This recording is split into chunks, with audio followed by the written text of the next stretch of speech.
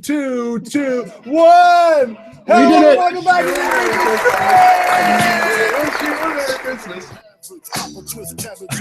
the Ladies and gentlemen, it is December 28th, 2016. This is the last game of the year.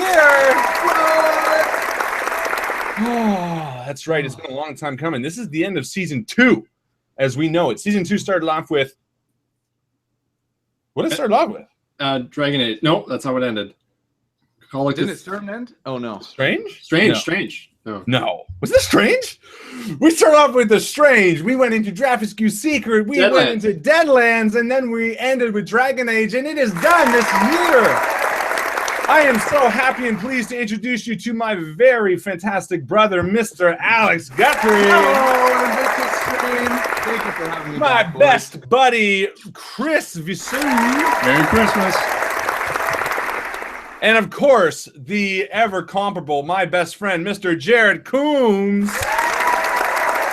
Really great to be back. Love you guys. I gotta say, sorry I've been away for so long, and there's a lot of things that have changed a little bit, but it'll be good. It'll be good. Good to see you, Uncle Jared. It's gonna be. It's good to see you. Jared's everybody's uncle. Wicked weird in here. Wicked weird, but we'll get to it.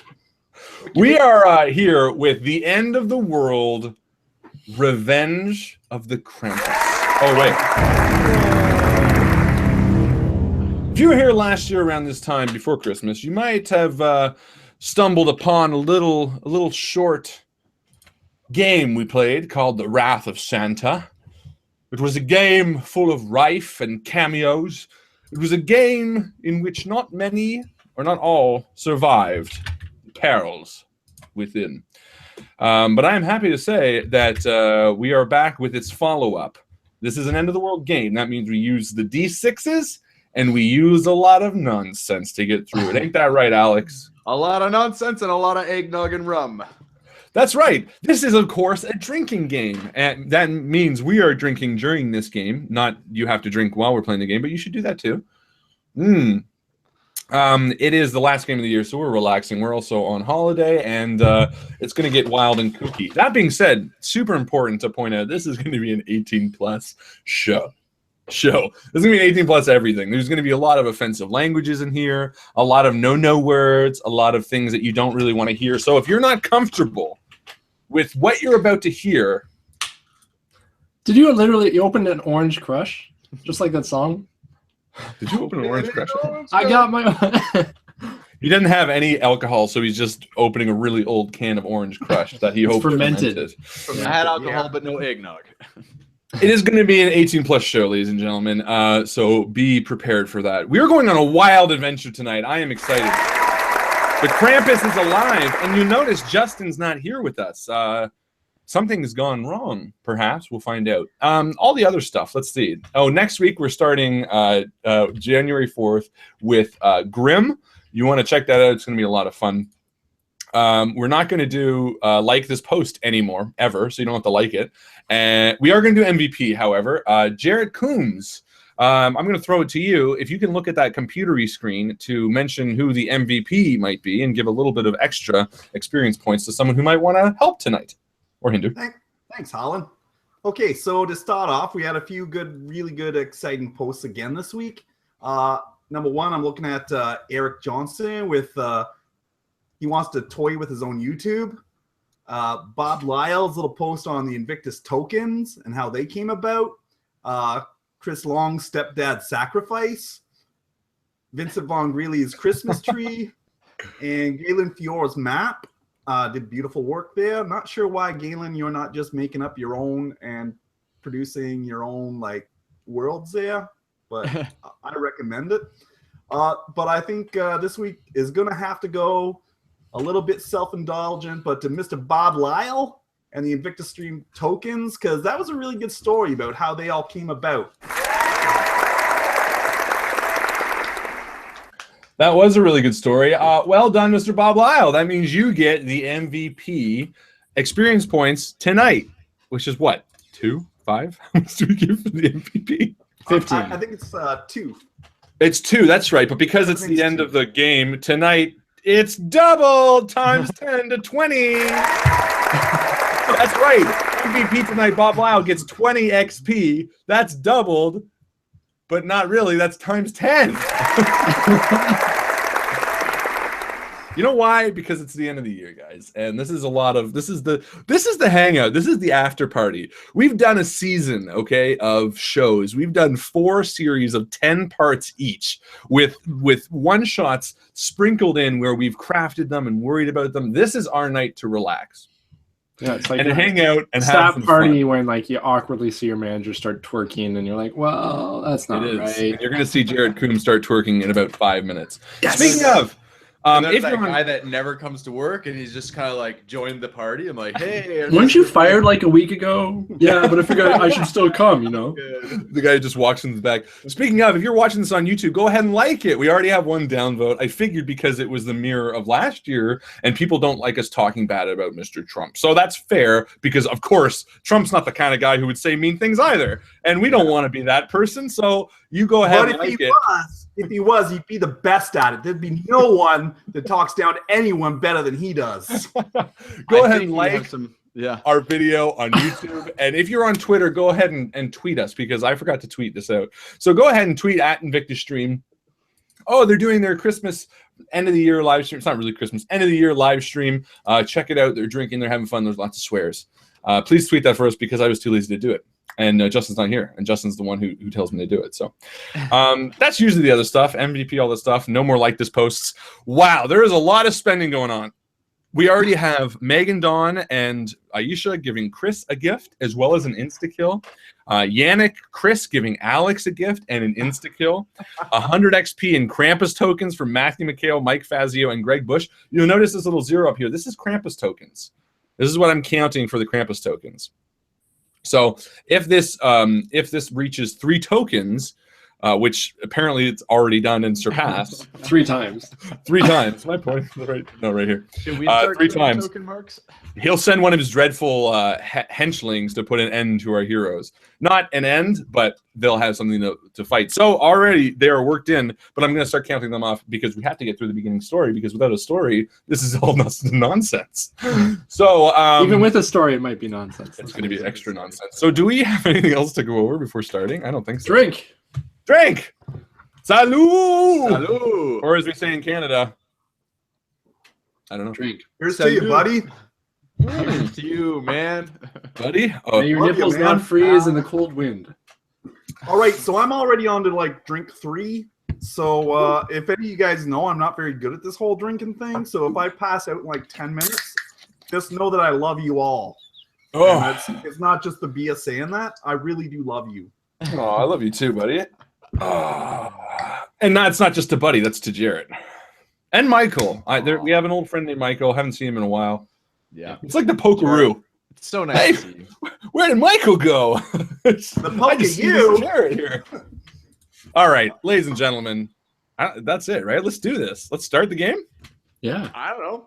Next year's a new year, right? Next year's a new year. That means this is going to be the most offensive game of Invictus. Yeah, fuck yeah. Let's do Fuck this. yeah!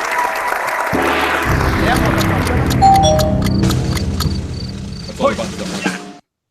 All right, without further ado, let's start this. The date is December 28th, 2016. A dreadful year has befallen upon our 4 heroes. Death lurks around every corner. David Bowie, Alan Rickman, Carrie Fisher. The year's been a tough one for many people. For a bit of Christmas cheer, their friend Justin Thomas James has invited young Alex Guthrie, Chris Wiseau, and Jared Coombs to his house in a small town called Ye Old Bury. In said town, he offered them a chance to partake in some festive spirit, recording Christmas songs together on their latest album, Christmas with the Cranks, in brackets, not the movie. Together they piled into their 1-horse open sleigh, minus the horse, and it is actually Michael's car, and they drove up to Bury, only a few days after Christmas. The 28th was rife with bad weather. But they made it there, safe and sound. And as they pulled up to Justin's front door, they noticed it ajar, which means slightly open. Take it away, gentlemen. That's weird. It's freezing outside. Why would he have his door open? Silly. Yeah, Listen well, to it. It's we'll just freezing. like knock on the door and be like, "Hey, Justin, we here. You there, buddy?" The knock echoes silently throughout the entire house. Wait, it echoes throughout the silent house.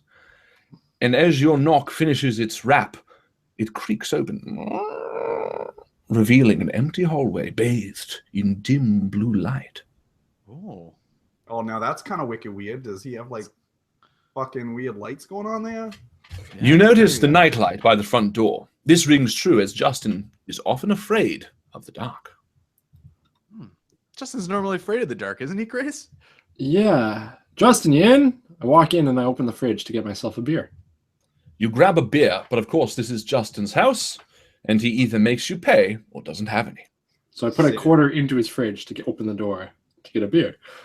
And a clunking rings true as the beer falls into your hand. Justin, I look around. Is there recording equipment or anything? We're here to record our album. Where are you? You walk towards the computer. Not a sound stirs in the house as an eerie feeling sinks into the pit of your stomach. Justin is never not home like this. And you notice by the front door, now that you walk through the house, slight signs of quickly departed Justin. His coat caught on a loose nail at the front door. Very unlike him. He usually avoids that nail. He hangs his coats normally. Is that right? I mean, this doesn't make any sense. Didn't you call? This is a piece of fabric from his coat. Yeah. You step towards his dimly lit computer.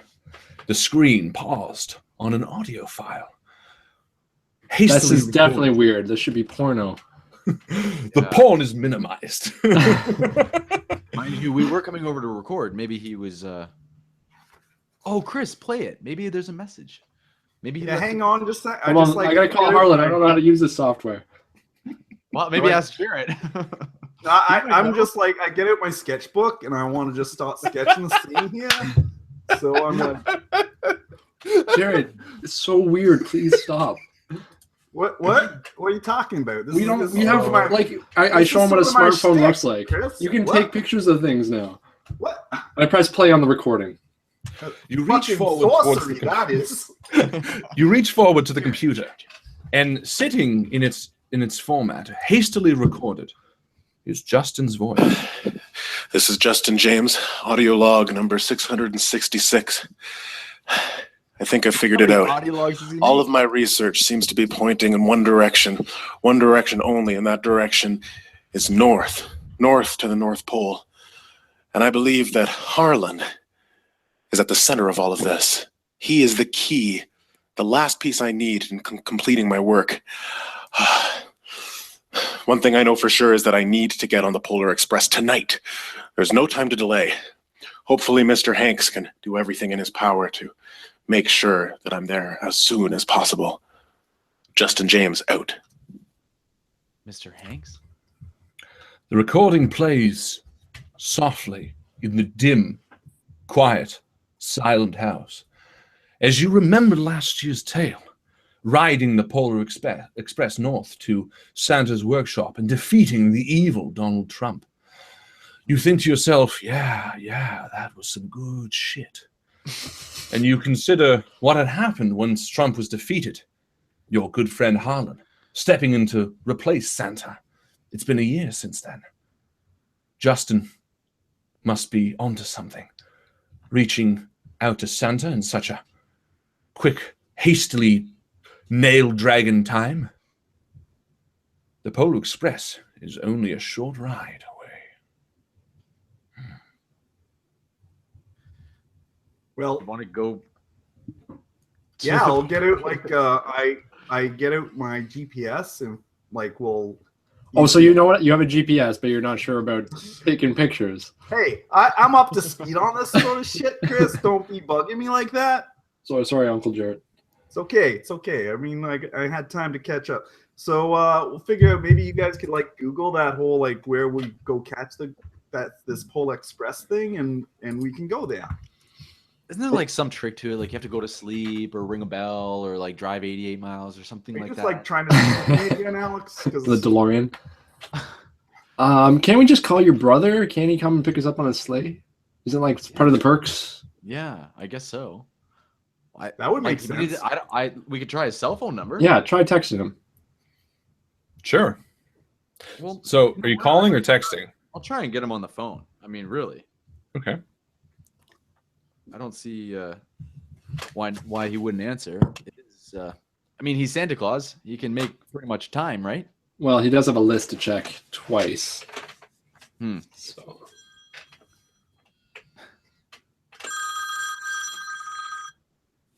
Ignore. Hello.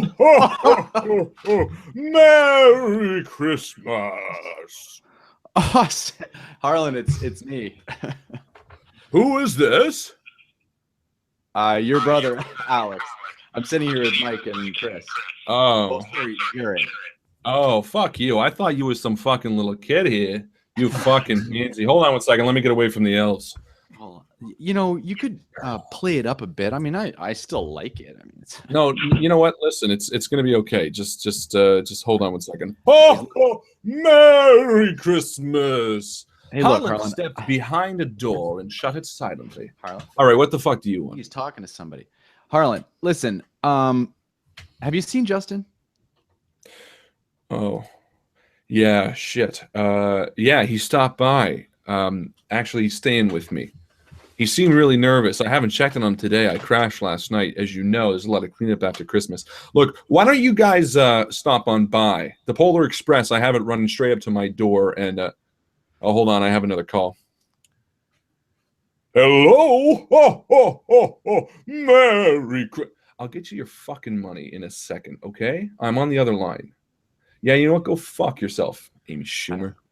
He's got. Oh, it's me. Oh, it's you again. Yeah, listen. Oh yeah. I'm gonna have the Polar Express come right to you. Where are you at? Are you at your house or are you at Chris's? We're at Justin's actually. We were. Oh, good, because the train doesn't go to Arkham. I'm glad you're not at Jared's house. You know what? I'm gonna send the Polar Express right to your door. You guys be outside in about 5 minutes, and say Tom to me. Also, see if he can lend me a little bit of money. I really love you, Santa. Yeah. I love you too. Jesus fucking. Bye. God. You know, he can be so complainy sometimes. I swear to God. He's going to send the Polar Express here, though. Near 5 minutes pass in a blink of an eye, and you hear the loud chugging chug of a chuggy train. Chug? What? Chug! Wait. Oh! Chuggy chug. I only drink to applause. And after 5 minutes of talky talk, you hear the train chug to the chuggy chug. And sure enough, out walks a handsome and strong Mr. Tom Arnold. Hey guys, what are you doing? You taking the fucking train up to Santa's place? He did say Tom Hanks, right? Yeah, I was hoping. Yeah. Hey, and he leans in towards you. Hey, listen, it's really tough to get a little bit of work now. Have you seen anything I've been in the last 10 years? So if you could do me a favor and just let this cool. Tom's in the back. He's comfortable. He's got a few hookers. Everything's going to be perfectly fine. But let me take over the reins for a little bit, okay? Are you sure he's okay? I don't like the look of this Tom Arnold. He's creepy. Listen, he's fine. I know fine. I married Roseanne. Everything's great. I'm gonna do a sanity check on this guy to see if he's on the up and up. All right. Now, you do know Tom Arnold from his past experiences is not sane. So it will be very easy. Give me one roll. I mean, 3 die. We're doing 3 die. Yes. All positive dies. All positive. All 5. So that's a positive thing because it's all 5s. Good. Is So is it under your? You have to get under. So I didn't do well. you have to get under. Wait. So you can't quite tell what's off about Tom, but for whatever reason, he seems extremely tense. And as the three of you stand before Tom, one of you lets out a squeaker, a tiny fart that makes Tom's eye curl. And for a moment, Jarrett. he lets you roll again. Oh. See, a fart in this case helped you for some weird reason. Again, though, after I let Wow. fart go, Jesus Christ. I So, think to myself, is that turkey I smell? And I get distracted. I can't remember what I was doing. come on, guys. Everything's going to be fine. Okay. Oh, yeah, let's just we get don't away have much from this time. area quickly before it stinks. Oh, what? Yeah. Let's Let's get on. Let's get on the train. I swear it wasn't me. yeah, I don't even know if I've ever seen anything that this guy's been in, so sure. I imagine he's just as good a conductor. So you step on the train as Tom Arnold rattles off all of the 10 films he's been in towards you, Jared. You never seen The Stupids? The Stupids is a great picture. I was in The Stupids with that girl and that kid and that other girl. Great picture. You got to see it. Have you seen Stupids? Great picture. No, but he was in that one with was it Arnold Schwarzenegger? True Lies? He was in True That's Lies. right. I was in True Lies as well. Did you see that part Yeah, where the fucking horse died? I thought of that. It was great. When he was riding the horse to the mall, that was my Tom idea. Arnold. Wasn't that the coolest part of the picture? Yeah, no, I'm gonna say he was great in True Lies. Alex, give me a roll for listen. 6s? Yes. How many? 2. It's not how the game's played 3 at all. and a 6. Now, is your listen low? 2 die. This Let time. me just check No. my He's got one listen for the ability here. and one because he is. Logic. What's your logic? I've got kind of a -1 listening in this year. Oh, well, then you didn't win. So you're not. What's your logic? What? 36. No. What's your logic? Do you have your character sheet?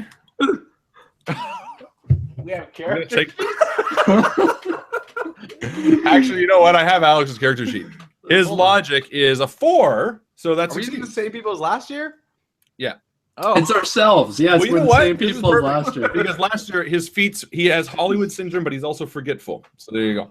Okay. And he forgot about how to play the game. Yes. So you succeed actually, and because both are positive die, there was no negative in this roll, and you hear something faint coming from the back of the coach.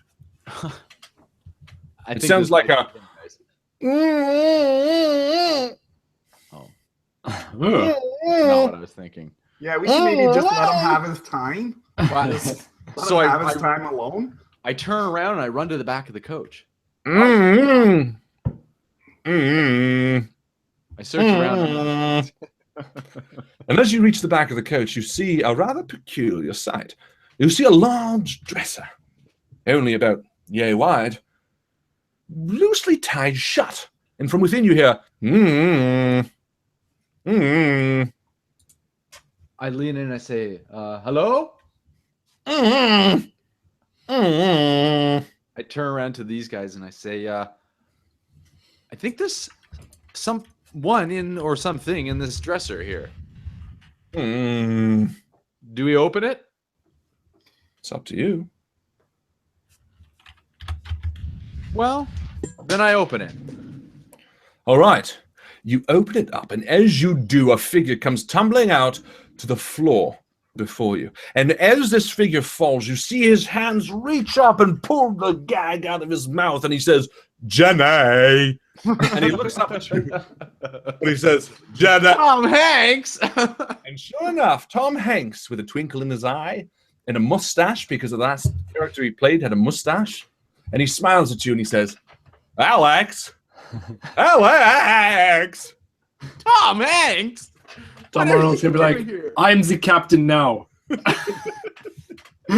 And sure enough, you help him up to his feet as he pats you on the back and talks about typewriters for about 5 minutes.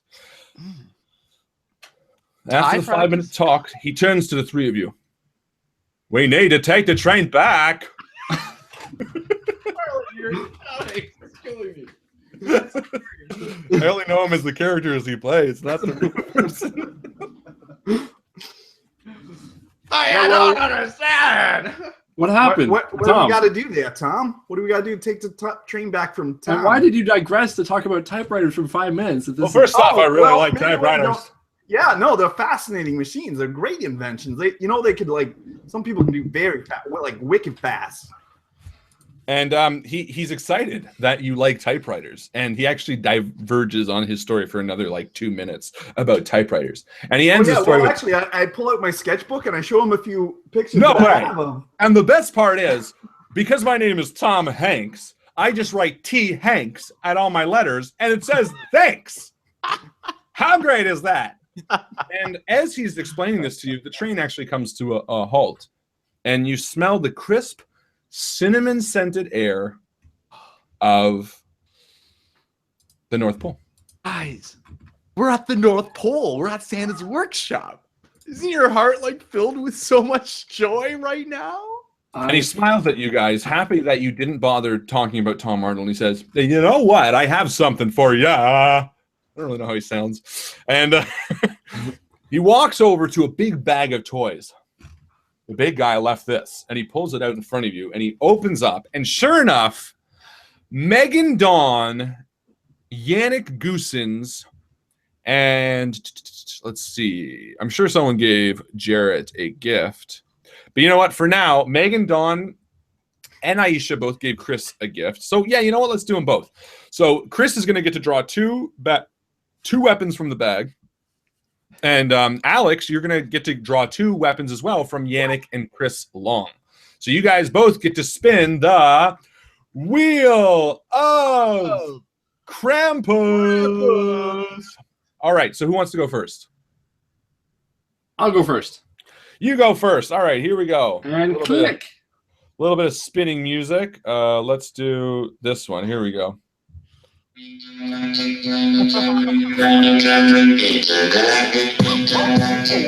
Bortle!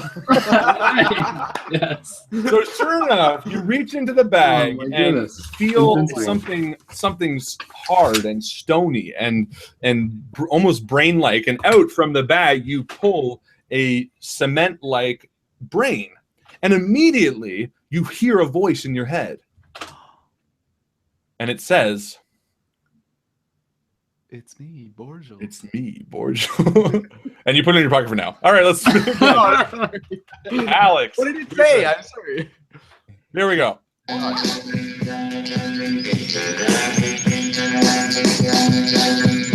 The gateway card. All right, the gateway. What is this? The gateway card. The gateway card. The gateway. I flipped the gateway card over, and it's got a very long and intricate description on the back of it. It does. On the front of it. I don't. Picture But of it's a digital card. And you got to scroll Throwing through it his for a hand. while. Oh, a gateway card. A paired item. A card like a credit card that you swipe in a handheld reader that opens an interdimensional portal and summons something that the affected character fears most to do 2d4 damage. Can Okay. I trade you, Alex? No, so you got to remember that. Cement brain. You got to remember that, because I don't remember that. Now, because these were gifts, the first use of these, and I'll make you roll a 1d4 to use them, including Morgel somehow, are going to be insta kills for whoever you use. So, Chris, you're going to spin again. Here we go.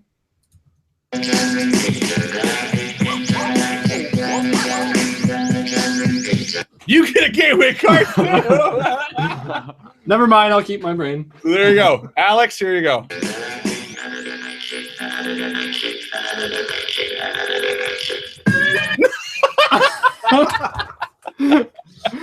There's something wrong, I think. Fuck another it, you gateway get a card? gateway. You have 2 gateway cards. Wow. Two? There we go.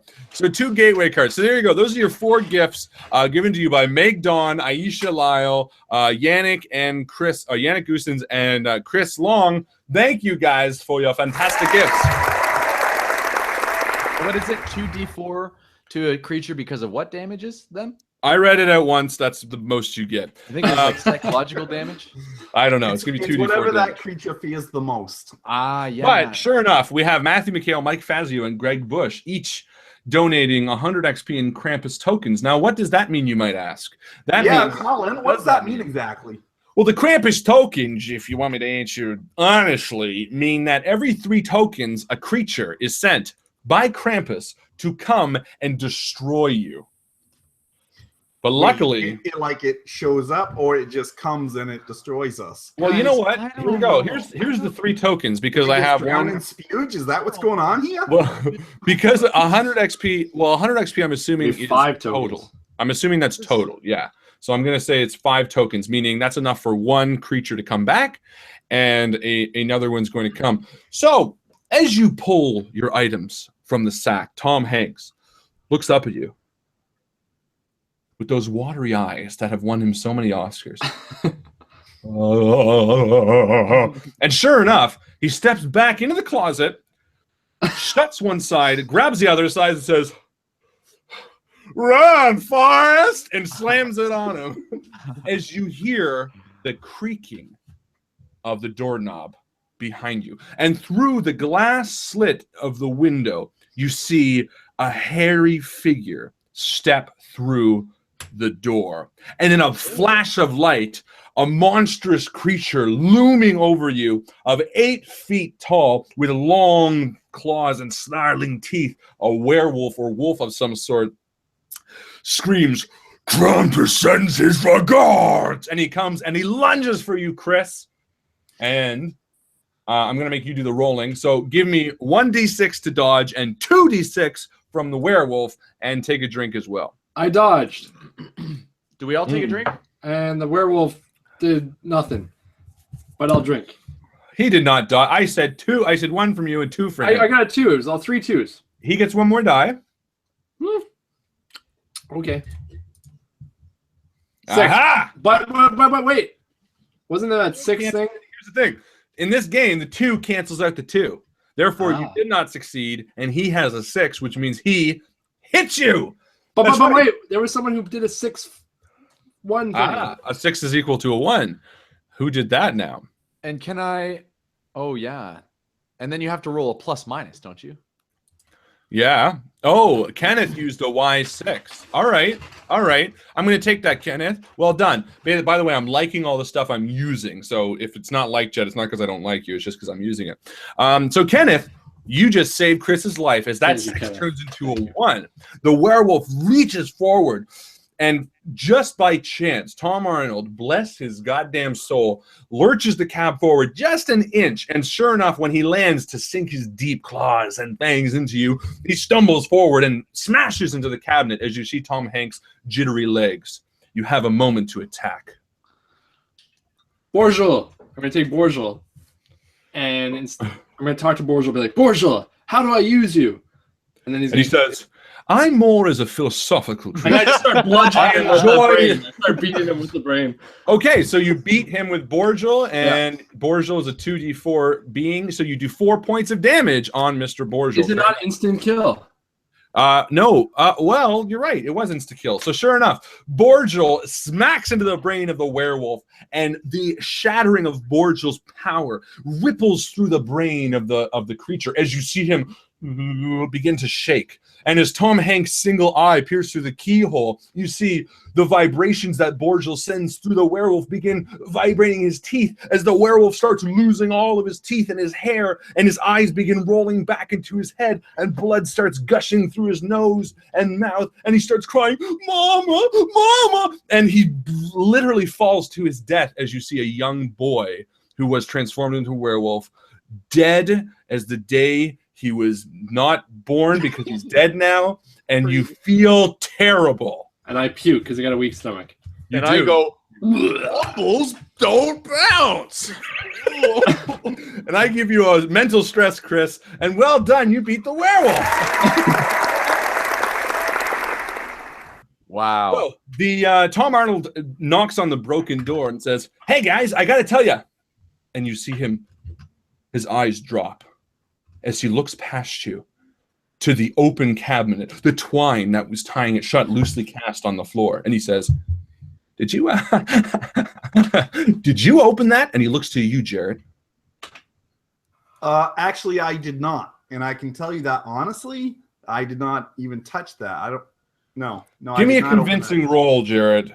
I don't gonna need give to it. because I'm totally telling the truth. I personally did not open I'm gonna that. give you a 1-1. 1 die you, 1 die you, unless you can justify a second die pro you. Well, I don't need to justify. He asked if I opened it. I did not open that. Yeah, but he doesn't believe you. It's Tom Arnold. He doesn't believe anything. All right, what are we using here? Like charisma or empathy? Sure, charisma. Yeah, let's do empathy or charisma, whichever side Well, you let's think. do it. Well, Let's do the if it- defensive. The defensive. The empathy then would be a Sure. 4, and I have a 4, Okay. but I All got right. a negative, I guess. All right. So he looks at you and he says, "Fine, Well, but will you watch the stupids?" Yeah, absolutely. I hear good things. I hear good things. And he looks at the two of you, Chris and Alex, and his eyes dart between the two of you like he's deciding what to do. And as the silence of the cart surrounds you, a crisp, clean fart echoes. And he turns I open a window. towards just Tom suddenly. Hanks, who just farted in the cabinet.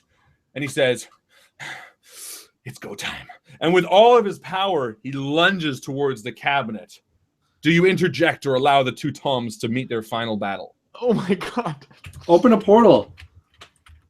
Somebody had a good idea where you open a portal and the other one 250 feet up, so Tom Arnold falls to his death. Well, you literally have two gateway portals, so you could use them. I without- swipe it. Okay. You have two? So you throw I got your one. 3 total between the two of you. You throw your gateway portal down, and Tom Arnold, with all of his power, jumps into the portal. As his eyes wide and shocked, he falls through. And where do you open the portal? 250 feet above the cart. Okay, so he jumps through, and whoom, the portal closes. Wonder where he went. For a long pause, the three of you look between each other, and you hear Tom Hanks, Jenny. And then with a crash, the boards of the roof splinter in as blood from Tom Arnold drips down amongst you. And in his dying breath, he says, "Oh, watch the stupid." And Tom Hanks steps out, and he says, "T. Hanks, guys. T. Hanks." And he brushes past you, and he walks towards the next cart and opens the door. That sound like that's him laughing. He opens the door and gestures you out as he checks his pocket watch. And suddenly, as you pass Tom Hanks for the last time, you realize he's CGI. Creepy CGI, like Tarkin in Rogue One. Not the weird uncanny valley where you walk by and think, he's not real. And as he's not real, he shuts the Polar Express doors and he leans out for one last hurrah. And he says, "Guys, I know you're on a mission to find Justin. He took the Polar Express with me as well. Good luck. I love him." And he shuts the door and he drives off into the moonset. And you're standing at the station of the Polar Express. And sure enough, a cart waits for you. Oh, no, sorry. Now you're at Santa's workshop. I forgot. Santa's workshop over the past year has been converted into what looks to be a pretty substantial mansion. Sitting up on the top of a hill, you see luscious, tall gold columns, a snow-peaked roof, a little bit of wrought iron design, almost castle-esque, real sexy. And as you walk into the front door, you pass water fountains and a ton of topless women, and you reach a set of large knockers at the front Just door. so many. Just So so many. more topless women or door knockers? Both. More topless women than you could ever have before. And- Ever. The most you could ever have. As you approach the doors, you take a drink from your flask because it's drinking time. Cheers, everybody. What do you do? Well, I'm gonna like squeeze one of the knockers. And it So I goes. imagine use that's those. how it works on your house. So you squeeze them, and it goes, and a hand goes slap. And then I direct him towards the door. It's like, no, Jarrett. And you This direct is- it this towards is- the door. This is 2015. You can't do that anymore. Oh, that's wicked weird. Like when did women get rights and stuff? That's weird. As you stand before Santa's doors, you'll hear a clicking down the hall, and sure enough, as if the man himself could tell you were there, the doors swing wide open, and there stands Santa Claus in a velvet silk robe and a hat much like this one. Guys, how's it going? Santa! And I go up and give him a big hug. And you give your brother a hug as he sort of awkwardly pats you on the back. Yep. Guys, it's been a while. What, we game last week? Wednesday? Yeah, well, we did for Been a a little week. bit, but you've been busy, kind of like. I gotta say, and as Santa / Harlan turns around and begins walking up the stairs, he begins regaling you with his story. Yeah, Santa's a fucking tough job, guys. Honestly, 4 days ago, I am out on my sleigh, and he stops and turns around. You have no fucking idea how many people there are in the world. Guess, I dare you. 7 billion? Yeah, that's pretty close, actually. And he turns around and continues up the stairs. Anyway, Justin came to me last night. I had to go out and do a little workshop maintenance. Slapping the elves. And he said he needed to talk about something important. And you know me. I know Justin. Sometimes he gets a little nervous. Sometimes he overreacts. So I just told him to go chill in his room because you guys know you each have rooms. And of course, Santa was right. In Santa's mansion, you each had a room dedicated to your greatest obsessions and, shall we say, desires, Perversions? perversions. And sure enough, Harlan stopped in front of Justin's door with a giant JJ on the door. To be honest, guys, I put him in here and I have yet to come check on him. He was pretty nervous and Well, he looked like he left the house in a pretty brief fashion. He scratched his jacket on that nail that he always avoids. You know? Right. We were actually pretty worried about him. It sounded like he was Like in a tetanus. recording. Yeah. Well, look, I feel bad. Honestly, he came here. I had shit to do. I told him to chill out. He looked nervous, but honestly, I thought it was just sort of regular nerves, like he was starting a new job or something like that. I honestly didn't think it was this serious. Yeah, well, let's go say hi. Let's see. With a rat-a-tat-tat, Jarrett leans over and knocks on the door. To no answer. All right, I think I have one of these fucking, hey, you. I mean, you. And sure enough, a small elf with a glow in his eye walked over to Santa, who promptly smacked him across the face. Give me the fucking keys. Whoa. These things. Now, look, honestly, I don't know why. But Why do you treat him that way? You can't Harlan. That's Chris, supposed to be honestly, Santa. No. If you're gonna be Santa, do it right. they fucking love it. And sure enough, you turn around and the small elf is masturbating furiously behind their backs. Oh, God. You have no idea. They don't want pay. They don't want anything. They just want to be fucking smacked around. These are some fucked up elves. That's what they like. But how did you find that out? You have no idea. But I have a Well, video. that's I think why we're asking. YouTube, guys. YouTube. I Come take on. a sock off and I give it to the elf.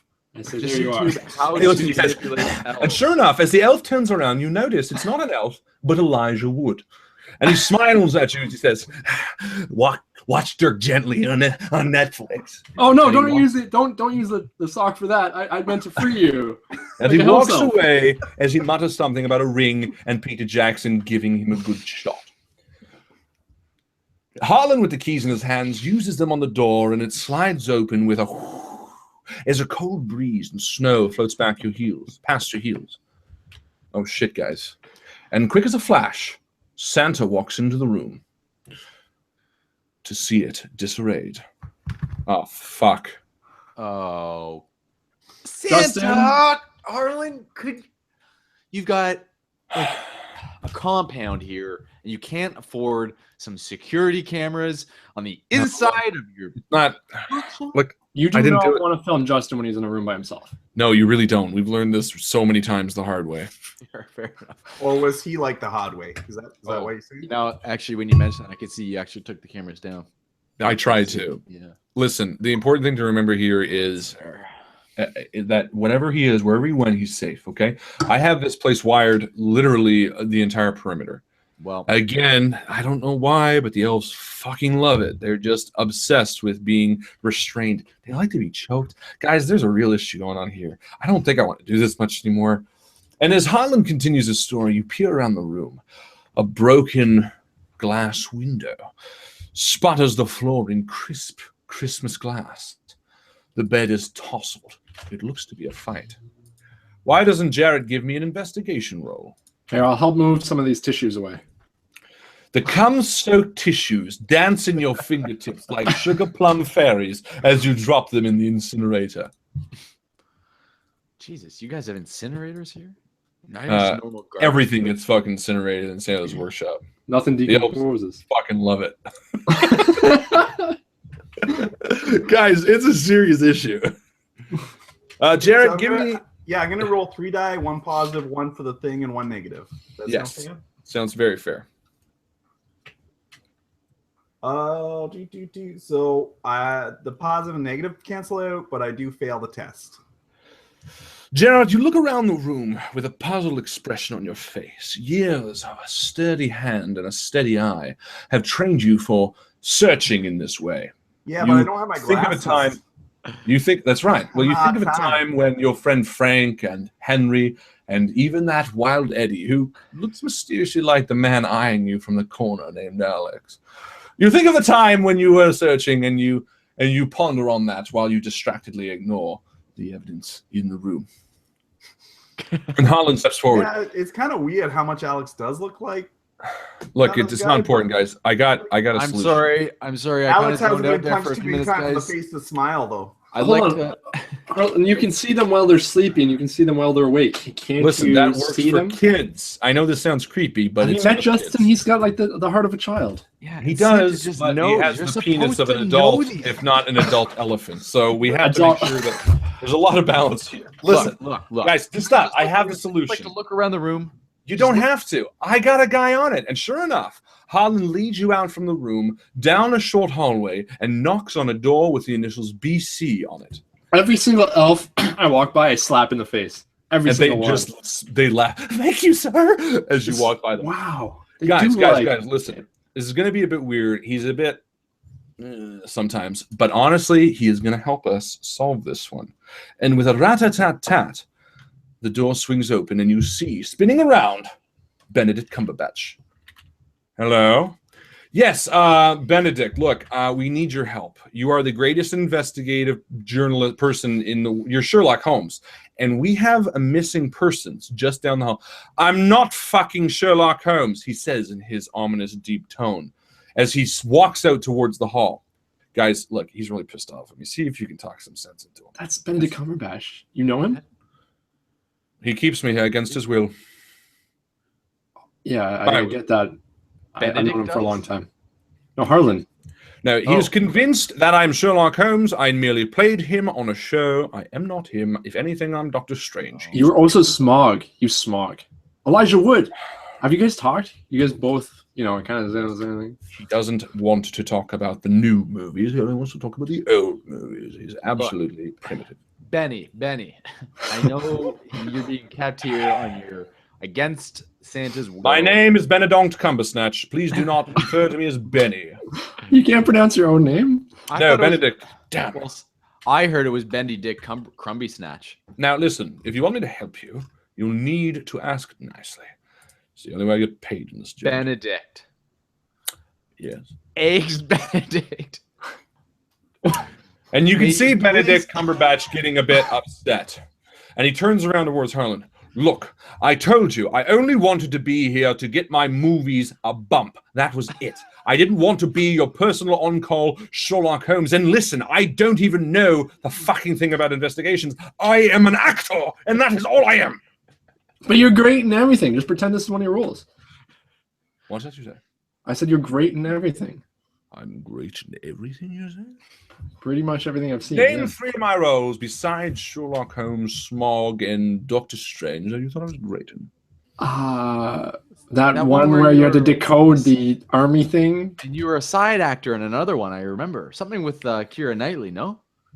Yes. Yes, I was. Thank you for naming that title. But those were the same movies, and it was called The Imitation Game. Imitation- Name another. It's a good one. You can see he grows impatient. We're not here to stroke your ego, Benedict. I'm gonna. Well, try- that is exactly what you'll have to do if you want I'm gonna- the work of the great Sherlock. Benedict Cumberbatch. Okay. I'm gonna do a mental. What about Doctor Strange or 12 Years a Slave or I already Or said Doctor Strange. I got a Yeah. Hollywood. I got a Hollywood plus. A Hollywood Penguins Cin- Madagascar, the greatest movie you've ever been He in. does have a Hollywood plus. Alex, give us with your Hollywood edition. That's 2 positives, 1 negative. Great in Star Trek. Oh yeah. You are You were the fantastic con. Oh man. You know what, Benedict? I remember you in all of them, but your acting is just so fantastic. You know, they meld into each other, and so I have this image in my mind where you're every single character in the entire movie. It's going to be great. I'll just tell you that. Really think I'm that great, do you? I do. But I'd love to sit here and tell you that all night. But our friend, he's missing. You see? Very well, then we might as well find him. The greatest detective on Earth will help you. And he walks past you and begins towards Justin's room. And as he goes, and I give high fives to. You want the real reason I'm here? I'm researching for my latest role, Grinch Who Stole Christmas. I'm doing the Grinch's voice in the narration, just as the great, what's his name, Irving? Funky Dunkty wanted it, and I will do it better than he did. And Harlan smiles and says, "Hey, not bad. That guy does fucking nothing that I want." But it really annoys him when you keep calling him the wrong name, so I just keep fucking it up. Right, Bonaduke Schoonger Botch? Quiet, you! He says as he continues. I turn to Harlan and I say, "Hey, you know how I did that, eh? I used those dice that Mark gave us. Oh! Yeah, I rolled Mark like a die. wicked. I There rolled we a go. wicked 5, 6, and a 2. Actually, I think That's right. We're using the die. No, he didn't even know, Harlan. He didn't even know that I rolled that. But In I a flash of lightning, Benedict Cumbersnooch walks into the room and searches. After only a brief second, he stops in his tracks, turning to the 4 of you by the front door. And as lightning, somehow in the snow, flashes behind him, he says the words that you've been dreading to hear. The man who took Justin, or I should say the creature who took Justin, who was none other than the Krampus. Boom. That one every like 21-day thing, 28-day thing for like 3 to 5 days or something. Get some might out for that. Krampus, yeah, Krampus isn't real. And you can see Harlan's face go white. No, he is. How did you know that? Are you sure? And sure enough, Benedict, standing in the center of the room, says, "Yes, the signs are clear. I look towards the room, to the window smashed in, to see small bits of hair, a tuft." And as you say this, the camera zooms into the tuft of hair. "I noticed that 3 strands of the hair were different color than the rest. This only leads to one creature, the beast known as the Krampus. The hooves on the carpet, though distilled, will notice in the slough powder that I put on. The garbage, though incinerator, has been kept a small tuft of saliva on the inside, only known as the Krampus. And finally, he left a note. Clearly stating that he took Justin side. I don't know how I missed that. That's In fact, it was sitting on the bed. Quite clear. But with a failed roll, I cannot blame you. Benedict Cumberbatch walks past you and steps into the hall. Later, Benedict Sumitsresh. All right, guys. I'm taking off my hat for this one. If Justin's taken by the Krampus, we need to get him back. Santa? No, it's me, Harlan. I'm not doing the Santa thing anymore. This is life or death, guys. Man, that is like. Don't you have like? It's Don't you have he like? takes it off, and he's like. You guys need to It's chill like the fuck Superman out. and Clark Kent. All right, everybody chill out. Look, if he's in trouble, we need to get him back. You're absolutely right, Harlan. Totally. What will Krampus do to him? Won't he just like lick him a lot? Look, to be honest, I don't know much about the Krampus. I know he's a really fucked up guy. I know they made a really shitty movie about him, but more importantly, I know that he is the shadow of Santa. I know that he does everything I don't do, but really want to do. He's like the way I treat the elves, but to everyone. You want to do that? No, but that's how he treats everyone.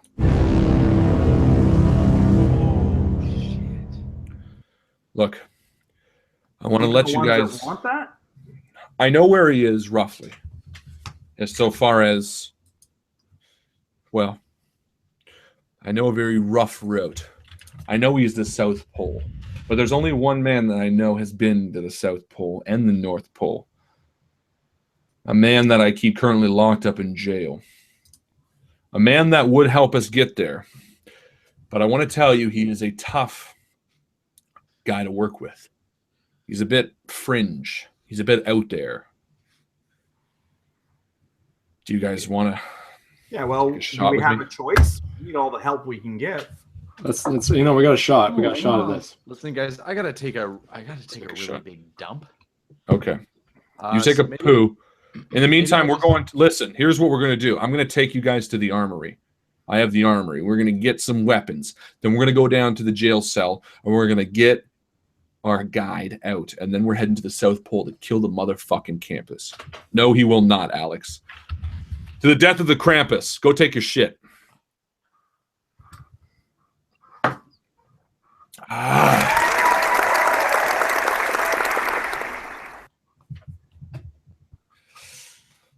All right. So we walk over to the armory. This third person, first person is really fucking with my brain.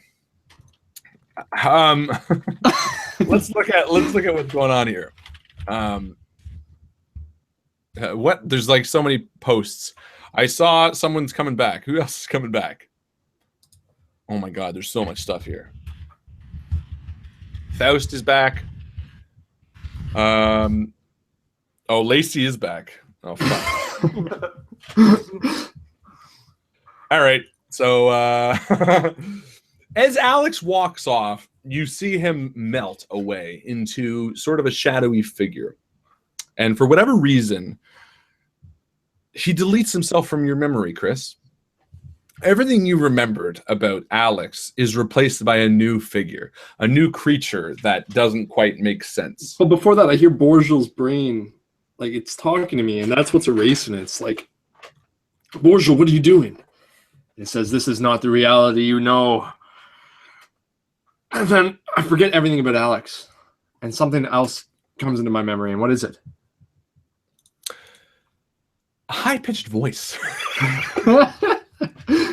A whining almost, a crazy, unhinged wild man sounds and echoes through your brain. Something that seems almost unreal, almost comical. And sure enough, coming back from his dump, the man you've always known Got my gun! walks back into the room. And we all drink for the death. Lacey Adams walks back into the room. Lacey Adams, how are you feeling about the current situation? I don't even know what's going on here.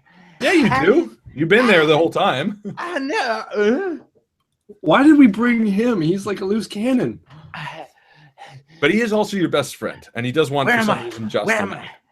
We're at the North Pole, Lacey. Remember, we're trying to save Justin, or like one of our best friends.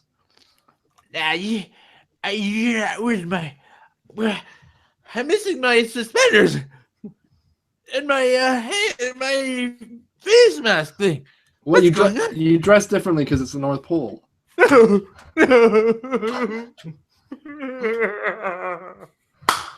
Hey, get yourself together, fuckhead. This last one. Dude. Jared for the logic save. So Harlan, I look over Lacey and Jarrett and say, all right, guys, I don't know why we're lifelong friends, but we're lifelong friends for some reason. I feel like I'm the odd man all out. We have good Santa, Jarrett, and Lacey. I mean, how do I Well, feel? I'm not Santa right now. I put aside my cowl, so to speak. I'm also Batman. And it's time that we arm ourselves up, and then we go get our guide to the South Pole, and then we go save our friend. What do you say, Lacey? Just don't. Let me back. Let me back. Let me back. Fine. That's as good as answer as we're going to get. I reach in his pocket and swipe his card underneath his feet. And send him back to Deadlands and go, They spent all this money to bring Lacey back, and we're just sending him back. Well, they did give you a gateway to It's a our different choice. dimension. It is our choice. I reach in his That pocket. is true. All right. Yeah, fuck it. So a portal opens up under Lacey. Is that what you're choosing to do? A portal Yeah. opens up under And Lacey. I'm and sending, sure I enough- said Deadlands. I don't know what Yeah. that is, but I feel like you should go there. And you see characters pull him down. And sure enough, Alex comes back. My brain hurts. I'm like, What oh, happened? I don't Whoa! Room with a bunch of fucking people. They were like poking me with needles and shit, like in my face. know. Are you okay? Well, I got to tell you, Alex, you don't look any worse for wear. Oh, You're a good-looking boy. thank you. Oh, Paul said, "What? Not cool." Jared? Well, you know what? They did it fair and square. Literally, had they not had that gateway card, it wouldn't have worked. But that does work. It literally is what it says: interdimensional portal. So and I what say are you guys drinks to talking that. about? Drinks. Last time we were talking last The time. potentially saving the campaign. Hopefully, this one, not the last one. All right. So you step out into the hall of Santa's mansion, and you're led through a thin hallway to the armory. Watch this, guys. He puts in on the dial 12, 25, 2, which is the year it started, 1702. And a large metal door swings open, and sure enough, it illuminates as walls and walls of items appear before you.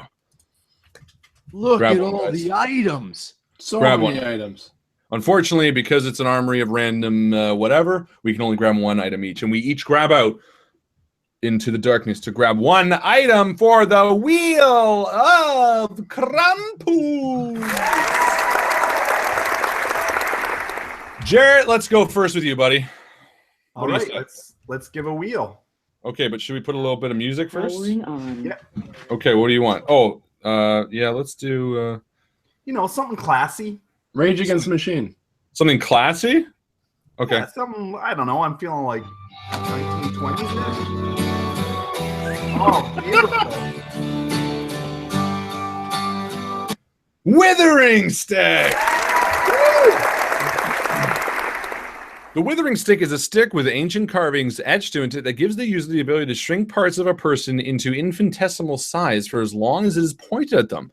Have fun with it, because it causes 1d4 to 2d6 damage depending on its use. Ooh. All right, Alex, you're up next. What Can I do type the of music? song you want? Oh, this is your favorite song. You ready, Alex? Oh, hold on. Let's skip to the good part. Oh, that's pretty good. No, here we go. Lovely song. Oh, it's supposed to skip. Maggie, I don't know. We'll just skip it for you. Maggie, I know you. The Wedge Hammer. A wedge hammer. Isn't that like a Peter Gabriel song? That's Sledgehammer. Rod Oh, Stewart. It's an industrial-sized cheese knife, basically a dagger-sized 1d6 weapon with +1 to attack if the target is smelly. You guys need to write this down because I'm not going to remember. And here you go, Alex. A 1d6. Wake up, Maggie, I think I got something to say to you. All right. And Chris, let's get a good song for you, shall we? These are all going to be flagged. This thing will never be able to work, which is why I love it. I think it's like a 30-second rule or something. Well, let's hope so. Here we go. Spinning for you.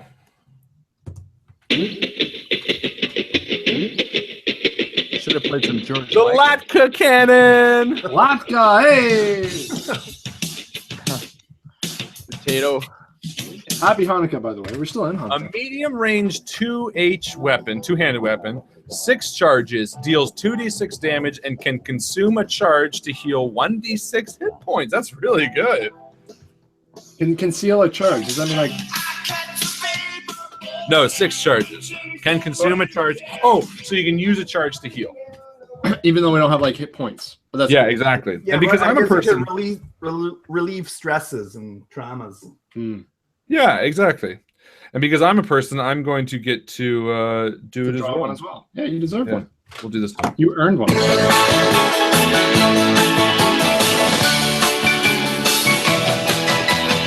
The dinner bell.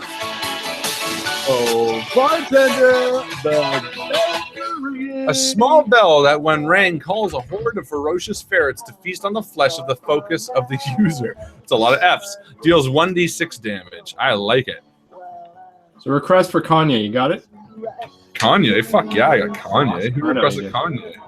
That I need to know who was first. Jake. Oh yeah, here we go.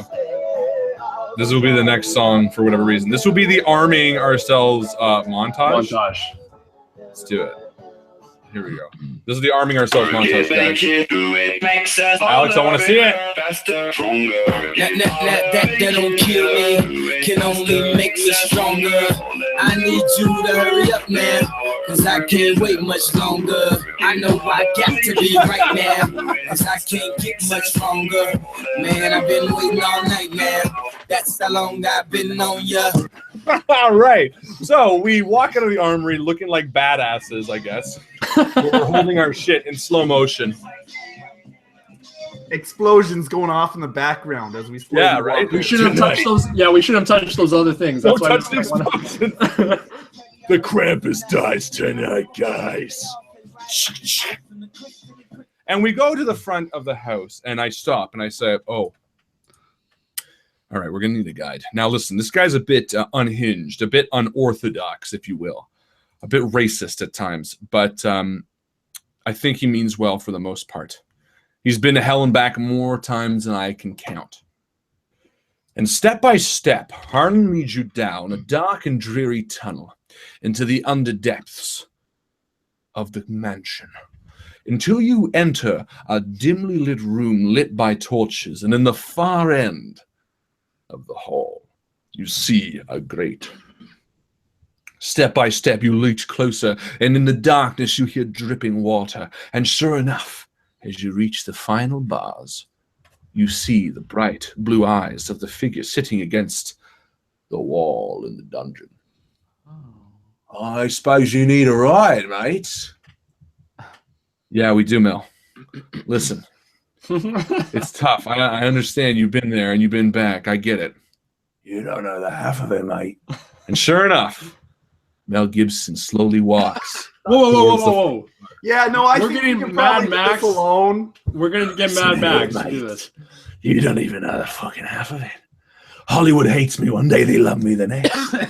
I'm a fucking psycho one day, and then they love me for it. I hate all people of different religions, and then the other day, they don't care anymore. I'll get you there. That's right. Yeah, no, I think maybe we should do like the Tom Hardy version. Let's do the Tom Hardy version of No. Mad Max. Tom Hardy's too sweet. I know he looks like a badass, but he never actually goes to the South Pole. No, Mel's the only guy that's actually Mad been Max, there. or is it just Mel Gibson? It's Mel Gibson. He's Yeah. Australian. So it's not even Mad Max. Listen, Well, I mean, it's and Mad Harlan Max. turns around to you guys. Listen, guys, I know, but look, this guy's been on both sides of the world. He's been top of the world. He's been the pit of everyone's hatred. He knows how to walk. The only other person is Alec Baldwin, and he's busy doing other shit. Yeah, but Mel Gibson. honestly, like this guy right here could be Krampus himself. The guy's like fucking wicked weird up. He's not right up here. You know what I'm saying? Maybe. But so long as we pretend we're Christian, we're fine. All right, Mel. I'm letting you out. Because we're- Lord, thank the Lord. I'm letting you out, Mel, because we're God-fearing men just like yourself. Yeah, you damn right you are. And sure enough, Harlan clicks him out with a key. Mel Gibson, in all of his bearded glory and ratted clothes, steps out and walks right up to you, Chris. You got a problem? No, Mr. Gibson. Yeah, well, I feel like it wouldn't be that intimidating because we could like look down. Like, Yeah, the isn't whole it time. isn't it like 5'2" or something? Yeah, it'd be like, yeah, no, we're okay, Mel. Yeah, he looks up at you with a fire in his eyes. But I'm like, Are you No, one of maybe what are you stop Harlan's staring at elves? my- He's my one of your head. elves, and I backhand him thinking he's an elf. You backhand Mel Gibson? I think he's one of the elves. He's so short. Okay. Do you like that? Is that what you like? And he There's looks Mel and you Gibson. slap him. And you slap him. And he goes, oh. And from the darkness you see smoke as he lights a cigarette. Try it again, mate. I'll tear your fucking arm off. And you see my hand reach across your chest, and I say, Chris, you don't understand, man. Was he an elf? This guy's fucking crazy. Oh God. He doesn't just love getting hit. Couldn't we get Russell It gives Crowe? him his motivation to act better. Let's get Russell Crowe to fight him. See what happens. No. And as we walk out, you see Russell Crowe saying, "Yeah, get me, mate. I'm even better." This is the Australian dungeon. That's right. You don't want to fuck with anyone in here. And sure enough, Mel Gibson, in his tough, bruntled, fucking brutish way, leads us up the path. A short stature, but built like a fucking house. The guy walks up towards us, wearing nothing but the tattered clothes. Mel, did you want to wear? I'm fine in this. It's snowing out. I'm Australian. And he walks to the front door, kicks it open. It's a chain gate, and he kicks it open, and he walks out into the snow, awaiting us to follow. Oh, this is why Lethal Weapon's better than Die Hard. I wouldn't say this better. is why Lethal Weapon is not better than Die Hard. I would Wait, say he can dislocate his shoulder on cue. I would say Lethal Weapon is a better First of all, series, keep but it Die every Hard's day. a better movie, for sure. All right. Whoa, wait a second, yeah. That ooh. Like So- as an actual like full movie? You'll say What? Lethal Weapon's better than Die Hard? Me? I fucking love Die Hard.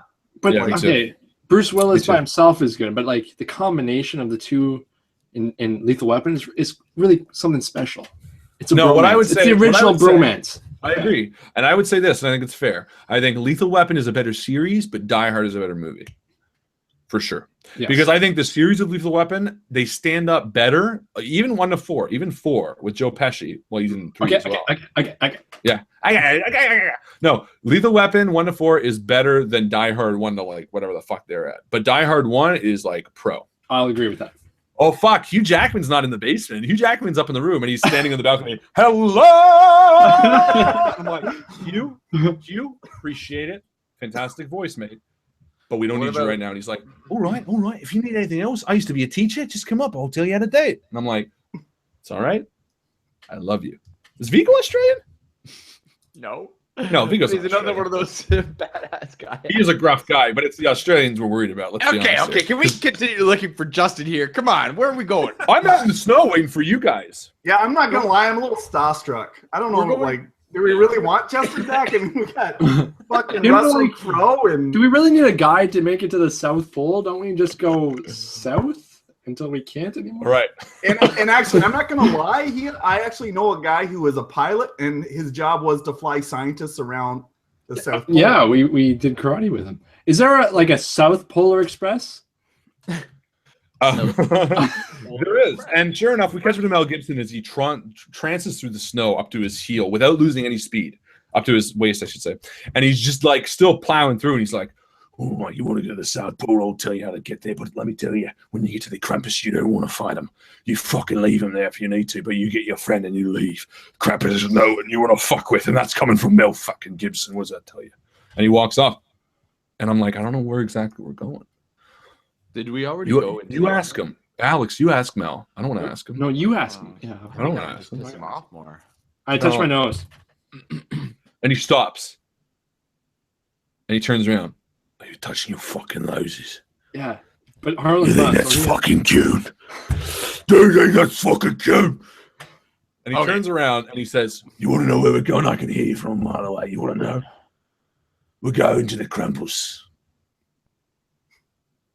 I'm not gonna We lie, look I'm good. not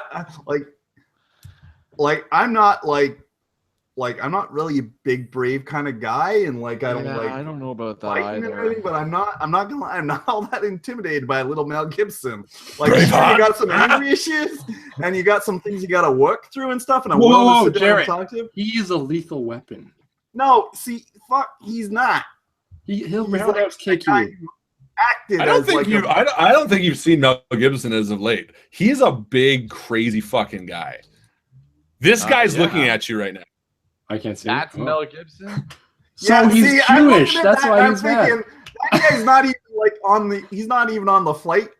Like he's like on the no-fly zone. Like So look at he's- that guy. Yeah, he's mad because he didn't get to be Santa. You seriously don't see the crazy in this guy's fucking eyes? This Oh, no, guy I'm is not saying he's not nuts. crazy. I'm just saying like I feel like we just like pat him on the head and be like, "It's okay, Mel. We're there for you." I honestly, out of all the celebrities ever, he would scare the fuck out of me if I ever met him. He could've I been think Wolverine, he I would kick the shit out of you for no reason. And drink. Oh yeah, And Drake. And looking for Justin. So he turns back and he says, "We're going to the Krampus." And we look at each other. Hold on, what the fuck did he just say? Yeah, we're taking Santa the Krampus. I don't No, know. no. The Krampus. It's a bus. Oh, with a B. is it crammed? That's what said a fucking Krampus. And sure enough, on the edge of the forest, you see a very dimly lit pole overlooking a bus stop. Let's go.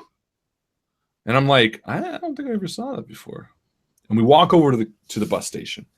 And in the dim light, I'm going to take a weather effect from Aisha. I saw an Aisha giving a weather effect, but I don't see it now.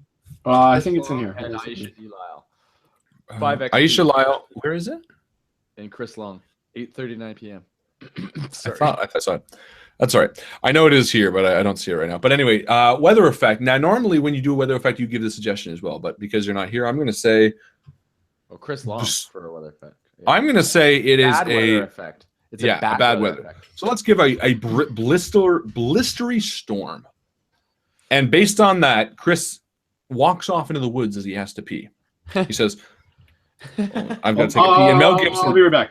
And Mel Gibson just stares him down as he walks. And he actually walks out to the woods with him, and he just stares at him. No, don't. I can't pee if you're He looking crouches. He crouches at dick level. And he just Yeah, but he doesn't really need to crouch all that much. Well, if you're gonna be here, you might as well hold it. There's heat that comes off the pee. Gotta get that heat. Does it Like freeze? Australian. Like does it freeze in the cold? Yeah, you're not stuck to the spot. We are. So, what is the bad weather effect? He's 6 foot. That's not that small. Why don't Is you he roll? 6 feet? Yeah. Really? I thought he was like smaller than that. Tom No. Cruises. Why don't you roll a D100?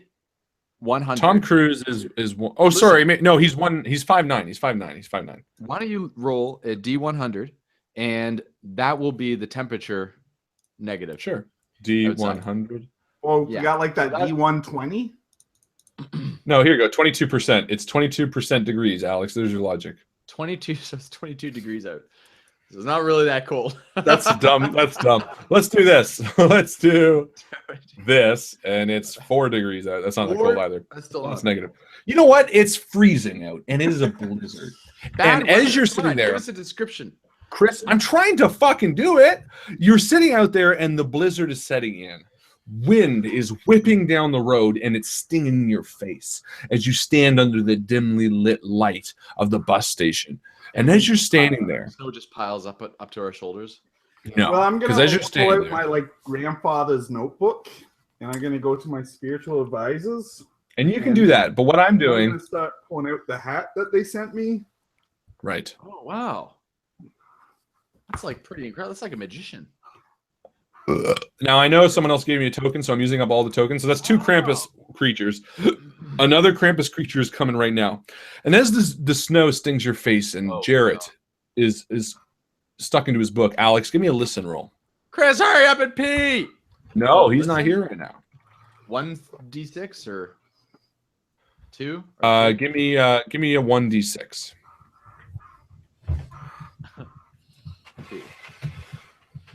The number that I rolled with the die is a 2. Duh. A 2. Okay, so you hear Nice. something. So in the darkness, you hear Chris! Oh, as Chris, you're in the woods at the Oh, moment. You're in the woods, Chris, and you're peeing against a tree, and you're thinking about Lethal Weapon. You're thinking, that's great, good movie, and your pee stops, and Was you I look finished? down, and you think, wonder what happened, and you hear something next to you in the woods, and Is it fucking Mel Gibson? and it stopped my pee. it did, and then your pee continues again. Alex, you're sitting there, and you feel something sort of tickle up your spine. Chris? And you spin around to see nothing. Now roll My a God, one. there's Roll nothing 2d6. behind me. Roll 2d6. Chris, you're never gonna believe this, Jarrett. There was something behind me, but it wasn't there. Roll a 2d6. I did. I got a 1 and a 3. Okay. Damn those. As you turn around, you hear something behind you. And you turn around to see a giant spider lunge towards you with its mandibles or its teeth sinking deep into the wooden bench beside you. And it reels as you hear it scuttling and kicking its feet as it pulls its fangs out. And I pull out my gateway card. Okay. And you use I it? used it already. Oh, he's got a second one. He has a second I've one. got 2. So you throw down your gateway card, and sure enough, a portal opens up below it. Where are you sending it? Harlan's bedroom. So you send it back to the Santa Mansion, not 60 feet away. And sure enough, it gets sent there, ready to attack again. But as you're distracted, Chris, that sound that came from behind you. Thanks, Mike. Chris, roll a dodge as well. 2d6. Well, I'm peeing. First scale. Yeah, there's a few of them. Oh shit. 1d6 or 3d6. No, just 2d6. One for it, one for me. Yes. So, is that below defense? My defense, physical dexterity is a 3. Perfect. So that succeeds. But the one also succeeds for it and the one is below your threshold, so you're good. So sure enough, as you're peeing, you zip up your fly right as you see a spider jump at you. Sure enough, giving you time to swivel on your kind of bootleg. I heal. Your heel, thank you. This is the word I looked for. And the spider lands in the snow next to you, giving you a chance to attack. How big is this spider? Are we talking like Shelob? Are we We're talking about talking like what's the big one from enough that Harry it could Potter? overpower you easily. So it gives you attack of opportunity. Go for it. Oh yeah, let's do this. Okay, so I see the spider land beside me. Yeah. And I quickly grab a branch that fell off the ground and I try to swing at it. I'm gonna roll 2. Yes. Roll 2. 2 for attack, 1 for it. Okay, so the attack misses. Ooh. It misses with a 2? I don't know. Is it 2 minor? No, I want 1 for it. So roll 1 more. It misses with the 2? Well, I don't know. I just did figure it. Well, it was a 4-2-4, so the 4 cancels out the 4 and the 2 is a success. So no, you go to swing at it. Describe what happens. You do hit it. Okay, so the pine bough that's near me, that's pretty hefty, but it's dead, so it snaps off relatively easily. And as I see it, my dick's still out because I didn't have time to put it away. It waggles towards it as I stab at it. And then I step on the icy snow with with my dick, and then another with my leg. That's right. One step after another. I stab at its many eyes and catch one of its 8 eyes. And, Nice. With my one eye. with my one eye pointing right at its 8th eye. And you deal how much damage? So much damage. No, roll whatever your weapon was. Stick. What is my damage? Okay, with so a stick? 1d4. Oh, I got a Latka weapon too. I know. Oh yeah. the 1 rocket gun. D4. 1. So you do 1 damage. Okay. And then I'm like, wait, I got a Latka weapon. I pull that out for my next attack. It seems pretty unperturbed by your damage. It loses one of its 8 eyes. I pull out like a green sapling bough, thinking it's like this. You mighty almost thing. feel like it smiles at you. Like And I poke it in the eye, and it like bends against its eye. And It's Jared, not as you powerful. look up from your book, you see 2 spiders crawling towards you. And Alex, as you use up your second gateway, you see the same 2 spiders coming towards you. And me, I'm standing under the lamplight seeing another coming. That's a total of 4. And I'm going to get you guys to roll your attack simultaneously as we battle in the darkness. Give me a 1d6, Alex. A 2 with my Success. knife. Tell me how you cut off its head. I cut off its head by putting my knife in and moving it across. Chris, roll me a 1d6. You got it. So my Latka weapon. Okay, show me what happens. You kill it. Okay, so I pull out my Latka, and I hit it. And like out of nowhere, a sack of potatoes falls down on its head and crushes the beast as green ooze splatters across the white snow. The beast squirms as its goo leaches out onto the snow. Jared, 2 are coming towards you. Tell me what happens. Roll 1d6 first off.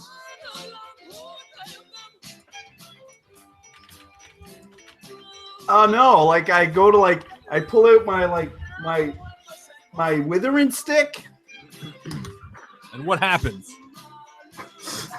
and I point at it. I'm thinking I'm gonna shrink that like the freaking mandibles, but I miss and I hit the tree behind it, and the tree swivels into like nothing more than like a sapling, and then I'm like, oh, I'm out of my. And sure Yeah, enough, you're out of your depths as those two creatures attack you for a total of 9 damage each. We're going to take that as 2 physical stresses and 1 mental stress. Alex, the creature in front of you that you failed to kill, reaches out and attacks you with 3. You're going to take that as 1 mental stress. As you have another chance to attack, roll a d6.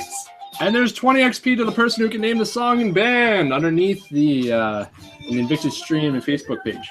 Alex, I you roll a swing and 6. completely miss the creature as it goes for another attack. Jarrett, you are surrounded by 2, but Harlan reaches out and uses his weasels of something, which consume one of the creatures for a total of 6 damage. 1 stands before you, ready to attack, but you have the chance to attack first. What do you do? This time, as I dodge behind a tree because I'm like backing out of there so quickly, I kind of lean back, take again my withering stick, and I point it right at all 8 eyes, and I shrink them all, blinding it. As the And eyes it goes shrink, and the eyes shrink, leaving a hole in its skull with green ooze pouring out as it leaks all over the ground before you, instantly killing the creature. You see the creature leech towards Alex, who takes another swipe at him, killing him and knocking him flat fatally. But Chris, running back from the woods, has a chance to attack. As I'm running, it's getting colder and colder, and as my dick is wagging in the wind, it's getting more and more embarrassing. So I get up to it, and my confidence is very low. But even still, I run him with my latke, and I smoke it in the head. The sack of potatoes crashes against the creature as it falls flat against Alex, peeling him against the ground. And as the creature's mandibles reach up, ready to sink their deep flesh into Alex's neck, you see a being from the darkness sweep out. It is none other than Mel Gibson, and he lands on the back of the creature, tearing at it. He reaches into the spider's spine, pulling out leg and intestine after intestine, its exoskeleton crushing on top of you. Alex, as you scream in the dark, Mel Gibson begins eating the flesh of the spider as he cries and laughs, doing his silly Mel Gibson sort of, oh, well, you know, this is what I was going to do all along. Because he loves violence, and all of his war movies are so super violent. As he finishes in devouring the creature, he smiles, the green goo leaking from his teeth. He looks down at you and says, the Krampus is nearly here. And sure enough, the bus pulls to a screeching stop, running over the last creature that clung to its life in front of Jarrett, and the doors open. Let's go. Congratulations, Matthew McHale, for winning that trivia. Yeah, 20. Congratulations, Matthew. 20x points. Dexy's Midnight Runners. Chris is like, oh, I thought it was the Bee Gees. Oh, shit. Shut up. There was actually a time when Harlan asked me and I got it wrong. Oh, that's all right. All right, so you guys But if step you on gave the the bus? XP to somebody who thought it was the Yeah. So what's now? What's up? You guys step on the bus? Yeah, I do. Well, Okay. we came all this way. What was that? That was a beer. Oh, It was a that- bit. At least it wasn't an orange crush. Do do do do do do do do. So you step on the bus as Mel Gibson. So hold on, walks- the Southern Polar Express is a bus? it's, the Is it like a Greyhound? it's the shitty version of it. It's No, a it's not very even long, long. It's long- actually it's a short bus. It's a very short bus. It's like but a it's not quarter yellow. length. It's not So, yellow. like, It's like it looks like a Greyhound. I get on the bus first then. It's a short Greyhound. So you get on the bus, Not and even Mel first Gibson is already on the bus, and he walks straight to the back, and he sits down. And by the way, Alex, you took a physical stress, and took a mental Michael stress. took 2 physicals and a mental stress. No, you took a physical; it bit you. So 1 mental and 1 physical. By the way, All right. I do it my pants at this point. No, you leave your dick out. Mel Gibson looks at you and says, "Yeah, uncircumcised the way it should be." And he goes to the back of the bus and he sits there and he pulls a hat from seemingly nowhere in front of his eyes and he begins to sleep. And as you get on the bus, you notice the bus driver seems familiar, Alex. Are you showing me a picture? No. No, he just seems familiar. Yeah. What is that? I think the bus driver is Kevin Costner. It's not, but it's someone who seems familiar. And you walk over to the bus driver, and he's got long hair and a thin beard, and he looks up to you and says, "Do you need to get on the bus?" Long hair and a thin beard. No, you recognize him once he begins talking as none other than Keanu Reeves. And he says, I was thinking blonde. "I'm trying to keep the bus going a certain rate, so if you want to get on the seat, I'd appreciate it." That's really good. And I turn back. And he... Chris so and Jared, I say, it's Keanu Reeves.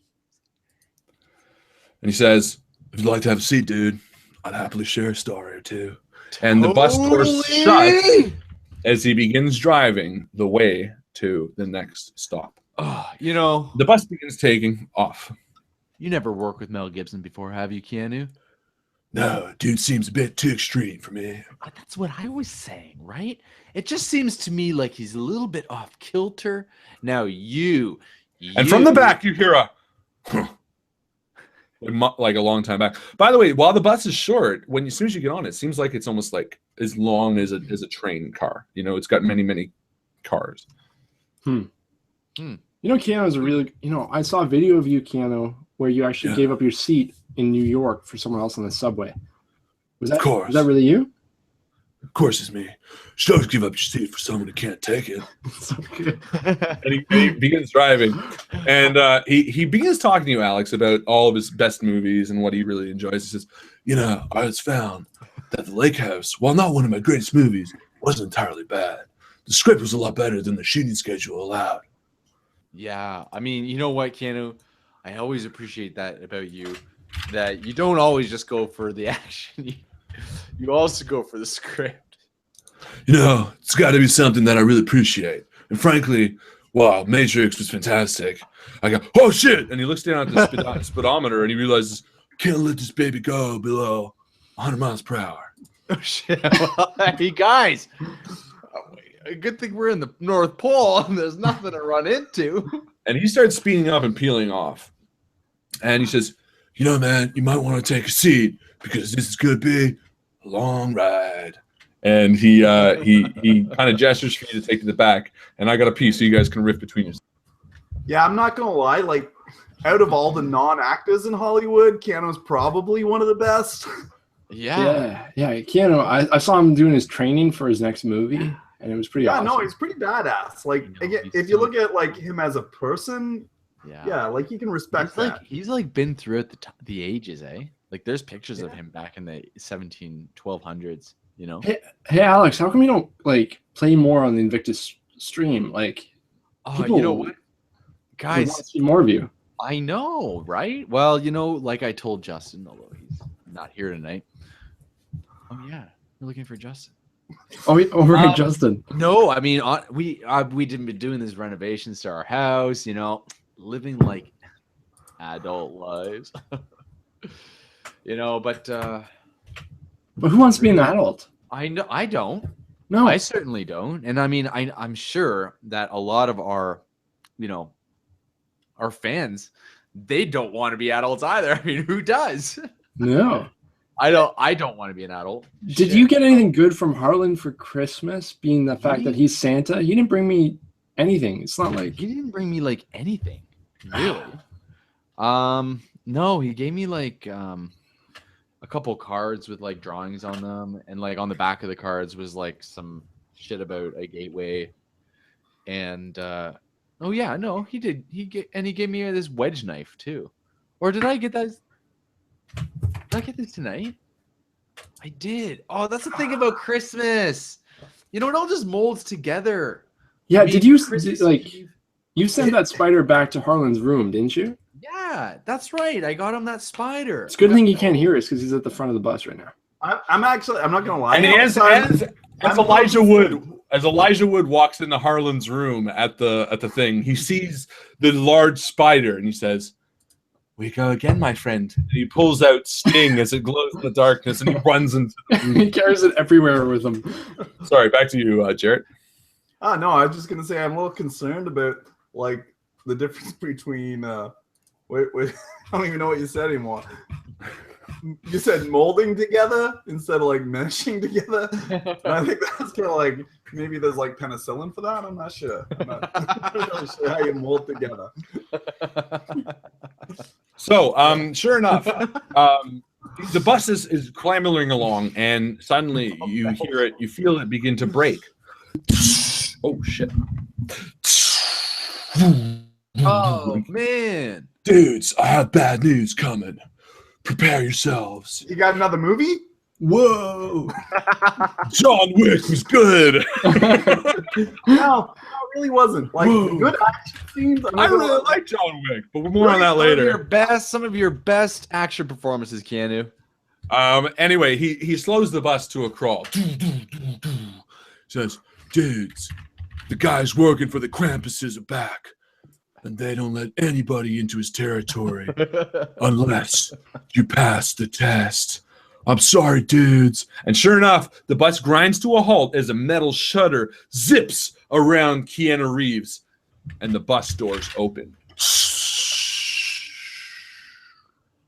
Mel Gibson's asleep in the back as the dim lights of the bus tinker on.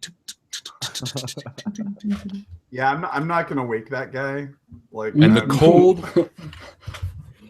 cold click of boots. I get up the metal steps towards the bus. Tink, tink, tink. Sure enough, standing at the front of the bus is a bunch of Nazis. Like puppy Nazis or real Nazis? Real Nazis. But they sort of look off. And as they walk down the aisle, tink, where is this bus going? You know what? I get it. You're not real Nazis anymore. You're alt-right, because I get the whole like racism thing. It seems a little harsh, and you don't want to be judged by that. And Jared, the Nazi walks up to you and removes his glove. Well, it's better than I'm putting it on, because I'm not ready for that. He flips a bunch of pennies into the glove, and he slaps you across the face with it. Who even has pennies anymore? Will not be tolerated. And as you're sitting there, you see lights come on outside the bus. And sure enough, on either side of the bus, standing on the road, there's about 10 Nazis on either side with dogs and guns. And I turn to the guys in the bus and I say, "Remember the play. Remember the play. This is not one of your games, Mr. Whatever the fuck your name is." And he puts his glove back on. Actually, I don't know if you got the memo, but maybe you should read this. Yes, Mr. Yes. I understand that you think you won the battle, but you did not win the war. No, we literally we won the war. Literally. Really? Then you tell me, who will make America great again? Who is the person that will be behind this all? So many downvotes. Needless to say, we are not letting you pass into Krampus's territory unless you have a really good reason to. Please exit the bus. And he begins walking towards the front of the bus. And then, in the darkness, you see a puff of smoke from the back of the bus. All right, lads. It seems where I get off. Is that Mentos? Mel Gibson stands up. Mentos freshness, the fresh maker. And this is where Mel Gibson stands up, and he drops the cigar between the two, and he says, "This program was brought to you by This is time Orange Crush and for you to Mentos." see that Mel Gibson ain't all that crazy." And he walks out the front of the bus a few steps. And as you're sitting in your seats, you see a Nazi standing at the front of the bus with his back to you. And Mel Gibson runs at him with full speed, grabs the top bar, and kicks him through the front window of the bus, where he goes flying 6,000 feet into the air. Wow. All the Nazis immediately run on the bus, and what you see over the next 30 seconds is the most badass, craziest shit you have ever seen. And he turns to you and he says, You make your way to Krampus, and you solve this shit right. and he puts the cigar in his mouth, and he winks at you, that jolly Christmas grin, and he fucking grabs a knife and starts gutting every single Nazi all the way off the bus. And he's slicing, his blood flies through the air and splashes up against the windows. As you see the dogs jumping at him, he stops them midair, breaks their jaws, and crushes them under the wheels of the bus. As Keanu Reeves' shutter falls quickly, and he turns back and says, "All right, dudes, let's go!" And he slams on the brakes as the gas reaches through the engine and fires on all fours. As Mel Gibson is left in a shadow, fighting Nazis left and right, you see the fading glow of his piercing blue eyes in the night. And you think, that guy is fucking a lethal weapon. I turn to Chris and I say, look, I don't normally do this, but I think you were right about the whole Lethal Weapon versus Die Hard thing. In this particular case. But if he was up against a bunch of other Nazi type Slavic characters in, per se, a building, maybe it wouldn't go as well. I'm pretty sure that guy over there's name is Hans Gruber. Oh So, my God. And he looks back and he says, I am not quite in this part. Oh God. And he God. brings the newspaper Please up to help his me. head. Please And- help and me. As soon as he arrives, he disappears in a flash. You're one of them, aren't you? You're one of them. Oh no. Please. Oh no. God! I don't want Oh, to die. God. You're one of them. Alan Rickman, everybody. He's another one we lost this year. Fucking year, eh? Sure enough, you're pedaling along at full speed as Keanu Reeves is starting to lose a bit of power. Guys, I don't know how long I can control this, but you seem like good dudes, so I'm gonna make sure. And sure enough, Chris, as you're standing with your hands on the bars, rocking or feeling the rock of the bus back and forth, you just can't help it. And an inconvenient fart slips out between your cheeks. Keanu Reeves looks at you. No. And slams the brakes of the bus. I'm sorry, dudes, but this won't fly.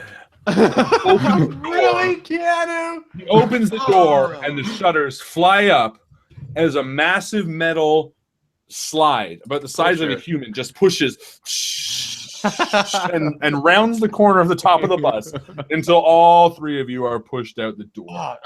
I land face down in the snow. When you're out of the ground, the shutters fall down, and he says, I'm sorry, dudes, but no, not on my bus. And he slams the door and drives off. But as he drives off, as the bus was cleared by a large metal sweep, a slip of paper, the paper that was rolled around Mel Gibson's cigar, falls by your feet, Jarrett. Mentos freshness to fresh. Well, I reach down and I pick it up, and I want to unroll it and see what it says. All right. Now it's weird because I don't really read Australian. He says, "G'day, mate." Fucking hell, he says, right, down on the booby. Got sent twice and didn't what?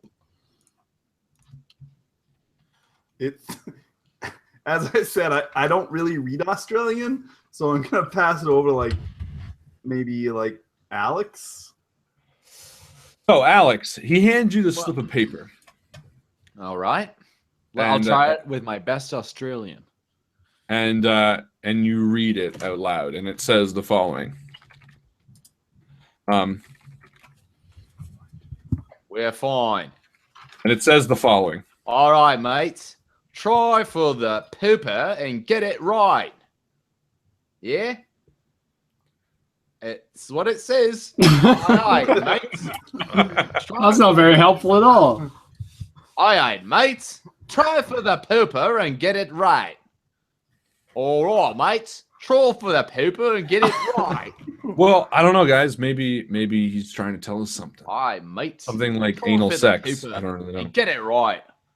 Try for the pooper. Ah, Does throw it it to mean me, like dumper. the sewer system? Maybe we need to go into the sewer. Aye, Yeah, I you don't know, know. I'm Try thinking for the maybe that's pooper. just like Get Krampus's right. weak spot is like his The- puckered starfish. We Oh. just gotta like It's Hmm. never too Get 'em late right. to try out the pooper.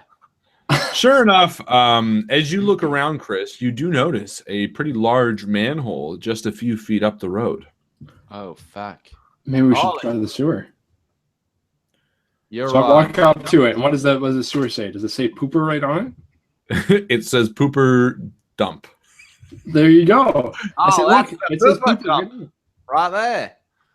Cooper Sorry. pipes. Guys, I think this is the point of no return. You know, if we go down there, we're in the shit. like literally. Alan, someone's just pointed out what's going on with your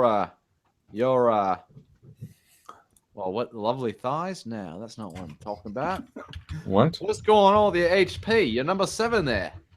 That is the Krampus tokens. That means I have 7 Krampus tokens available. Which means we might be a little behind here.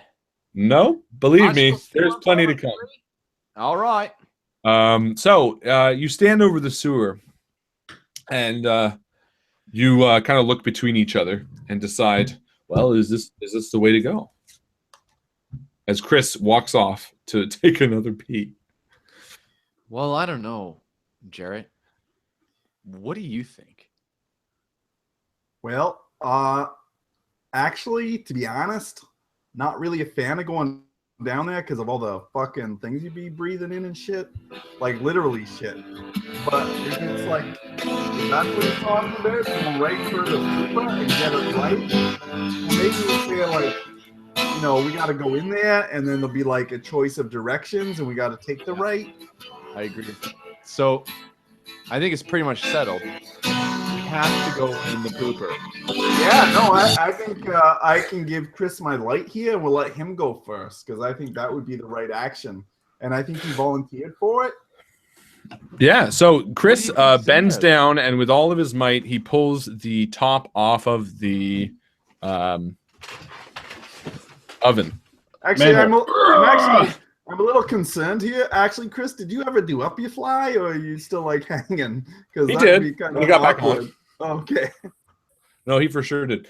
So you reach down and you pull the manhole off, and as soon as you do, you get this reek of shit. Oh, that's the pooper. That is the pooper. I say as the Australian is still in my head somewhere. And sure enough, Jarrett, you lean down and look over with the flashlight, and you see nothing but darkness. Oh, that's like really wicked nasty. Wait, why is Alex getting off on this? This is kind of disturbing. Maybe Alex goes first. I don't know. This shit gets you. I think he's part elf. All right, so I look to the guys and I say, well, you know what? Justin's down there. Let's do this. How do you know? Oh, drink time? All right. Well, I don't know if Justin's down there, but this is the way to find Justin. And I love Justin. And I want to make sure he's safe. So we bought these glasses, and they move like this. They're like weebles. They wobble, but Yeah. they don't fall down. Oh, When you that's have cool. a few drinks. When you have a few drinks, it makes it really kind of That'd be really challenging. interesting. All right. So we climb down there. And We do. We sure climb enough. into the pooper. we're standing in about 2 inches of human fecal matter. Is it human or elf? Oh, this is where Yeah, everybody because maybe shits it their just smells shit. like peppermints and stuff. And you're looking down at your feet, and it looks like you know, Maybe we're like looking down there and it's like, that is minty fresh. Lorraine has a good point. We could have used the portal cards from the beginning just to get straight to where Justin is. We could have just teleported ourselves. But yeah, well, you didn't think that far ahead, No, did we you, didn't. kids? You also don't know where he is, so No. Right. you could try, but you would kind of be guessing. Diagonally. Diagonally. So you step in the poop, and as you get down there, all four of us, you see the light go out above you as the scraping of the manhole shuts behind you. What the fuck? Joe, No, do you have it's a pen good. light? Yeah, of course I got a pen light. Miles before you is nothing but a sewer. Nothing but the unending darkness of a sewer and about 2 to 3 inches of human shit. You begin walking, step after step, sludging in the deep, wet muck that is human fecal matter. The smell infests your nostrils as you begin to breathe the human shit. When all of a sudden, you hear something. A rumbling in the darkness.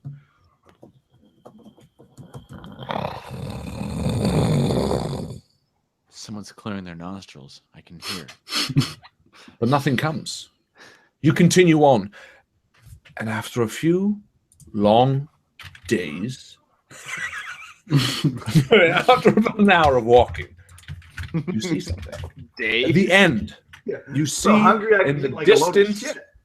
you see in the distance a light, a literal light at the end of a tunnel, a hole from the skies. Wait, did coming you down. say a hoe? A hole. The hole is maybe 100 feet A away, but hole. in the distance you can still see it. And then, as your hearts leap It's a howl. in excitement, you hear and feel something rumble beneath the wave. Slowly, a wave of shit, just a small one at first, trickles and splashes the backs of your knees as you turn around. Did you feel that?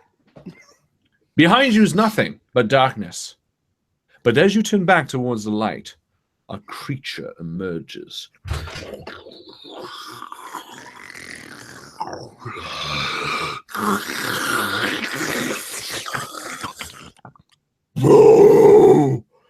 A creature of human fucking shit stands before you. Turds Dogma. dripping from his Dogma, eye man. drops. Isn't it And like he one of these- turns towards you and he belches a putrid smell. You each, without even having to roll, take a mental stress. I'm at 2 mental stress. Right, a third, and you are dead, or something like that. I don't No, know the rules. not quite. But yes. But sure enough. All right. Who wants to go first? A shit monster? Really? Really? Really? A shit no. monster? Light a No. match on him, like the methane. Really? Oh. That's what I was wondering. Like they had one of these in Dagma, but I don't really remember if they ever got rid of it or they just ran At away. Dagmar? In Dagma. Dogma. Dogma. Yeah, that's what I'm saying. I just Dagma. start running. I run away from these guys who were talking. I just start Oh, running. so you're running back to where you came from. No, forward. Towards it. Okay, so No, it's about I'm 5 running. feet in front of you. I'm gonna Yeah, dodge it's around a- it. monster? It's a We're gonna very dodge small around it. tunnel. Very Yeah. still. You can't dodge around it. As I'm It- what? You ever been in a sewer? You've been in a sewer. Yeah. They're like this big. How the hell are you gonna dodge around it? Okay. You know a sewer. Yeah, that's a comment for like here. You've been in a sewer, haven't you? Yeah. Yes. Well, we have. So? Yeah, we Of definitely course we have. So how the fuck are you gonna dodge around it? That was fun. know We how should have big it is. adventures more Sure, often. right? Yeah. Have you ever seen like So the you Ninja know. Turtle sewers? Yeah. Those things are fucking huge. Yeah, but they're not really like that. We've It's been not in, like that. But Well, it's it's like your tinier, completely unable to dodge around. in our youth. We've been in sewers. Just when we were bored and we were horny, we wanted to go down the sewers and Man, jerk off. sewer diving. There's literally nothing wrong with it. I mean, there was something wrong with us, but there was nothing wrong with doing it. There's videos on that. There's many videos on it. Just for argument's sake, here like is- you guys jerking off in sewers?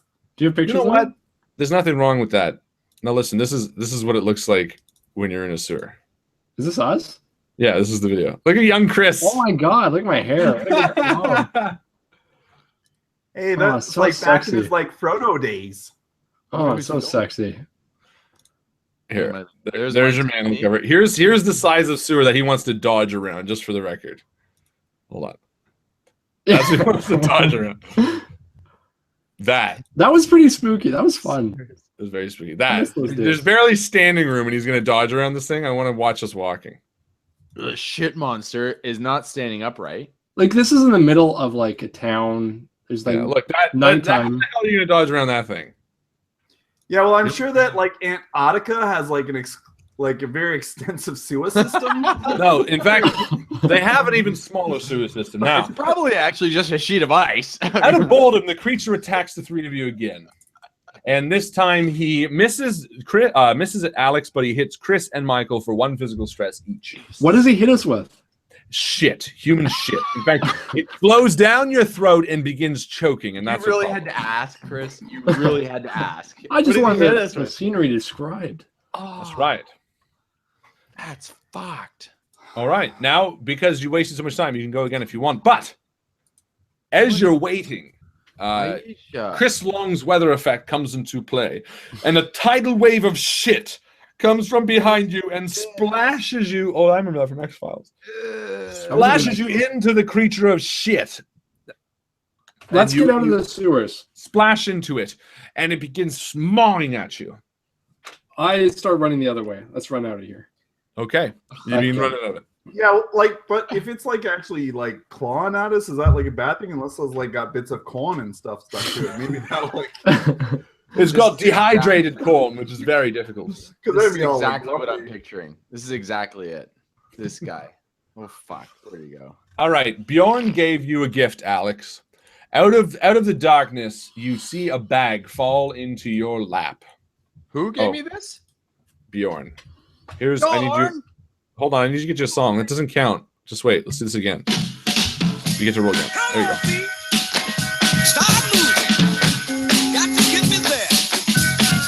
You get the blanket of filth. That sounds really helpful when it comes to A monster of monster of poop. a part of a blanket used by Rosemary's Baby that exudes. Oh god, a scent of manure, hot dogs boiled in milky stomach bile, placed on a person's skin to make them smell like said smell, and gives a gut-wrenching vomit for 2 rounds and deals 1d4 damage. That'll be really helpful. That actually wouldn't be bad, would it? So, Alex, this blanket floats down from nowhere, seemingly, and lands in your lap. A putrid-smelling blanket. Thank you to Bjorn. Thank you, Bjorn. Thank you, Bjorn. I immediately put the shit-smelling blanket on me. Why? Okay. It causes damage. You put it on you, and you take 1d4 damage, but you take 3 damage, Alex. So you take another stress, physical. Fuck. But you notice the creature doesn't look at you anymore. Its Oh. shit eyes, which are, old olives, looks at the other 3, and doesn't seem to regard you as anything Wait, important. did I take a mental or a physical? You took a physical. Okay. Or, yeah, physical. But it doesn't seem to regard the other 2. Or it only regards the other 3. It doesn't seem to regard you. Okay, perfect. So with my shit suit on, I walk up to the monster, right as close as I can get. Keep walking and very, past. And very meticulously. Oh, really? Yeah, just keep going. Is that you whisper that to me? Just Yeah. keep going. You want me Alex, to try and kill it? you're camouflage. Keep going. I can kill it or I can keep going.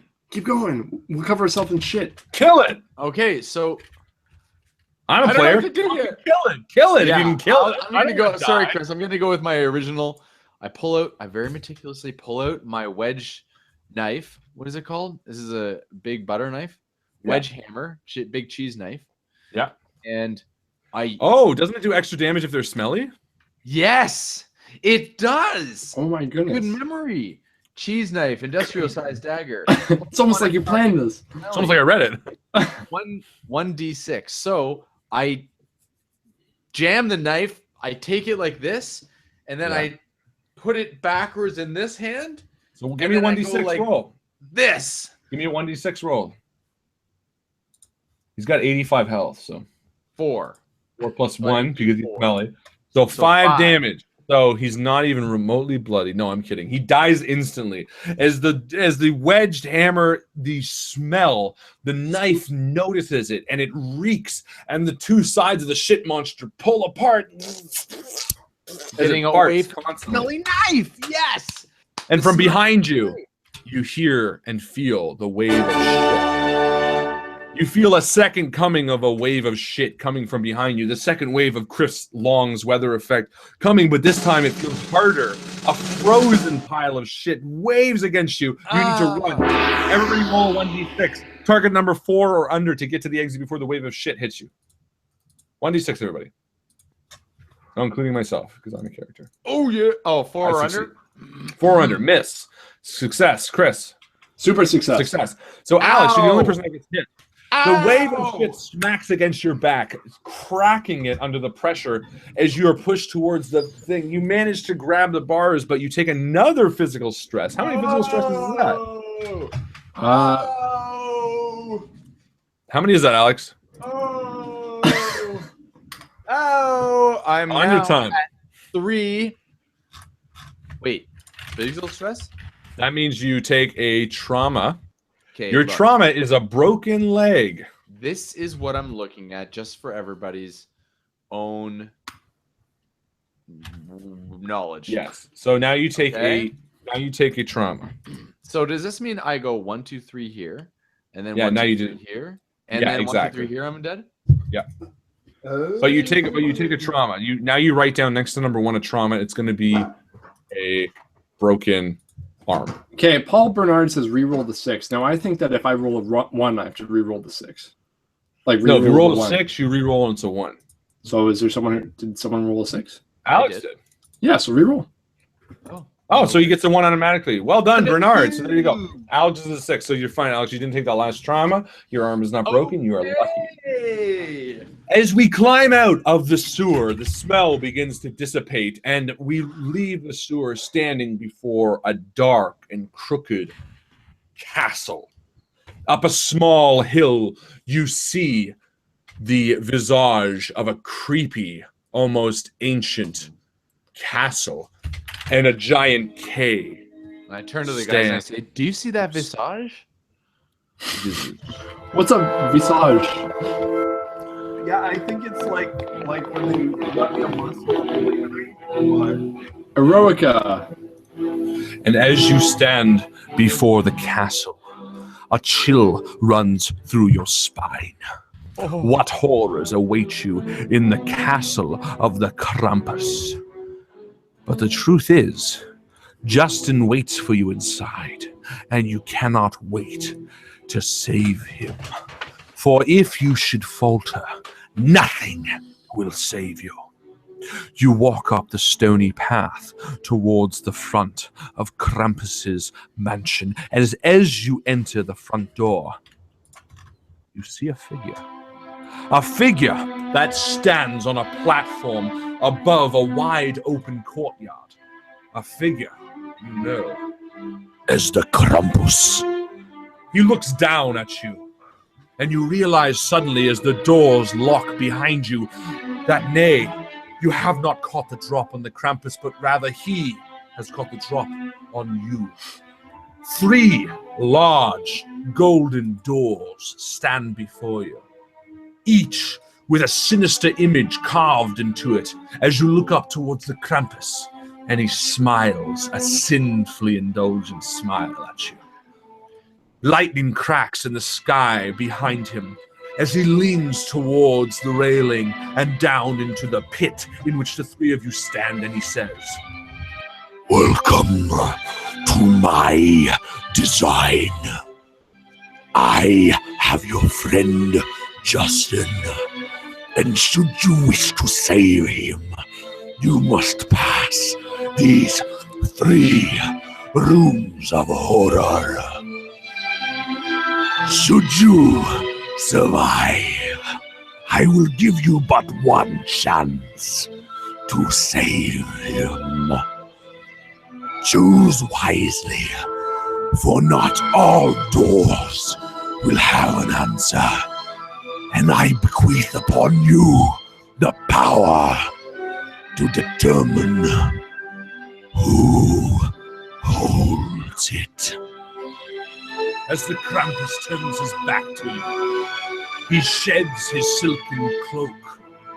And as he walks away, the door behind him swinging open, you see but a human cracked and crooked figure beneath his clothes.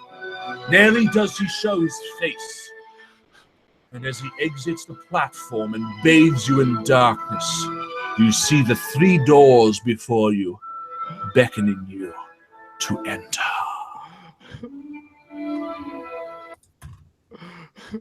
Fuck, guys. I think we're fucked. Justin's dead. Let's go back. So before you, there are 3 doors. Each door has a separate symbol on it. The first door has a symbol of a gun. The second has the symbol of an eye. And the third a symbol of the mind. Which door do you choose to go through first? I go over and hug Before we Alex go- as he's crying. Yeah, and I gotta say, like, I've got some experience with shadowy, like, goat figure guys, and they're not necessarily all that bad. This guy could be working to help us and guide Guys, us. you don't understand. It's the fucking Krampus. The little I know about him means that he can kill us like that. God damn it, Alex. And I slap Alex across the face really fucking hard for 1 damage. You need to snap the fuck out of it. Jeez. All right. Sorry, guys. All right. Well, we got 3 doors. A gun, an eye, and a brain. Who do you want to go first? I'm thinking I wouldn't mind checking the brain first. Doesn't Yeah. matter so much to me. Brain was a good omen when I got Borgel, so I think we should go there first. As we walk up to the brain door, 3 doors. Harlan lays his hand upon the doorknob, and as he turns it slowly, the door opens, zooming us into the room. Suddenly, the narrative changes, and the feather tucked into the hat of one Harlan Guthrie passes to the one and only Jarrett Coombs. By the way, Mark Lane just got 20 XP for naming the piece that Harlan chose to so aptly embody the mood of that last monologue. Total chance, by the way. Well, way to go. Way to go. Thanks.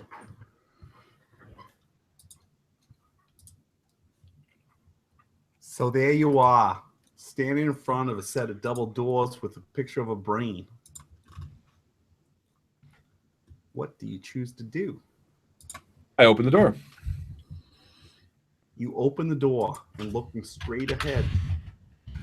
First looking down at the floor, and you notice it's a huge concave surface, but looking up, and you feel like your clothes, as you lean in to look up, are almost being pulled up towards the ceiling, and you see the whole thing is upside down. And there is, let's see if I can do this here. Sorry, guys, give me just a second. Wasn't really all that prepared Take for this. your time, Jarrett Coombs. And this is a little bit of side talk from Alex Guthrie in Oshawa, Ontario. We've been seeing many strange objects in the sky. Alex, if you don't mind me interrupting you, I would like to offer the opportunity for our viewers to win a nice extra XP of 20 for the first person who can name the 3rd day of Christmas from the 12 days of Christmas. What is the gift of the 3rd day of Christmas? Thank you. Sorry, we enter the room and I missed it. I had to pee. Mike was figuring it out. Don't worry. All right, let me just figure this out here. He's still. How's that? Figuring, Can you guys see and that we're- there? Not yet. We're still going through the portal. Oh shit! This is what we see when we walk in. Well, this is you look down and you just see a huge concave surface, almost like 100. Like it's far. This Wow. place is obviously much bigger on the inside than it is on the outside. But looking up, you see this huge area here. So you guys start down here, and this place is all covered in ice and snow. And looking down, like, well, I guess looking up, everywhere where like this sort of space here, you can see that it's a complete drop off into like a sea of ice. So this is looking down? And even, well, you're looking up and you can feel everything kind of pulling up towards the ceiling. Wow. You see chunks Like of gravity? ice in this sea. Yeah. So are we walking on the ceiling then? Not right now because you haven't entered yet. But we will be. I But look you up. will be. I look up, and I take something from my pocket, a die, and I let go in the room and see what happens. And it falls up. And it hits with great force. And it falls, and you see it disappear into a bunch of snow. Is there anything that I can like that's coming up from the floor that I can grab onto? No, it looks like it's just going to be a pure jump. Does it look far enough that I would hurt myself? No, because again, it looks like you saw the little die. It got lost in the snow, so it looks like the snow is actually going to break your fall. Then I turn to the others and say, "For Justin," and I jump in. And you fall straight up towards the ceiling. I see him go up. Is there anything sharp on the ceiling? No, it's pretty soft snow, guys. All those icicle things. Yeah, but now how are you going to get to the door, Harlan? What are you doing up there? Hey, don't worry about it. I start trudging across the floor to the door. No, come back. Think about it. If you come back, we can stack ourselves 3 high, and that way someone will be at the floor. Don't worry. You're forgetting something super important. Yeah. You're Santa Claus? Damn straight. I start walking towards you. I yell up to Harlan. Did it hurt when you jumped? When I fell from heaven, you mean? Because it's killing me. No, it doesn't hurt. Come on down. No, I'll wait here just in case you're wrong, because believe it or not, Harlan, sometimes you are wrong. I jump in like Superman. All right, and you Fair go enough. flying up towards the ceiling. You end up like head covered, waist deep, with your little legs kicking out of the snow. Here's an idea. Build a snowman. Stand on the snowman. What about that? Roll the snow. Have I made it to the far side yet? No, you're still there looking at the door. You can start crossing if you want. I want to Well, start crossing. Okay, so before you go, see like in the center there's giant pits, so you got to work Yeah. your way around. Yeah. Standing way over here, you see, let's see if I can get this. This right here, this creature with a huge, Hey, you're ripping me off. the huge icicle sort of bat Skull sa- almost.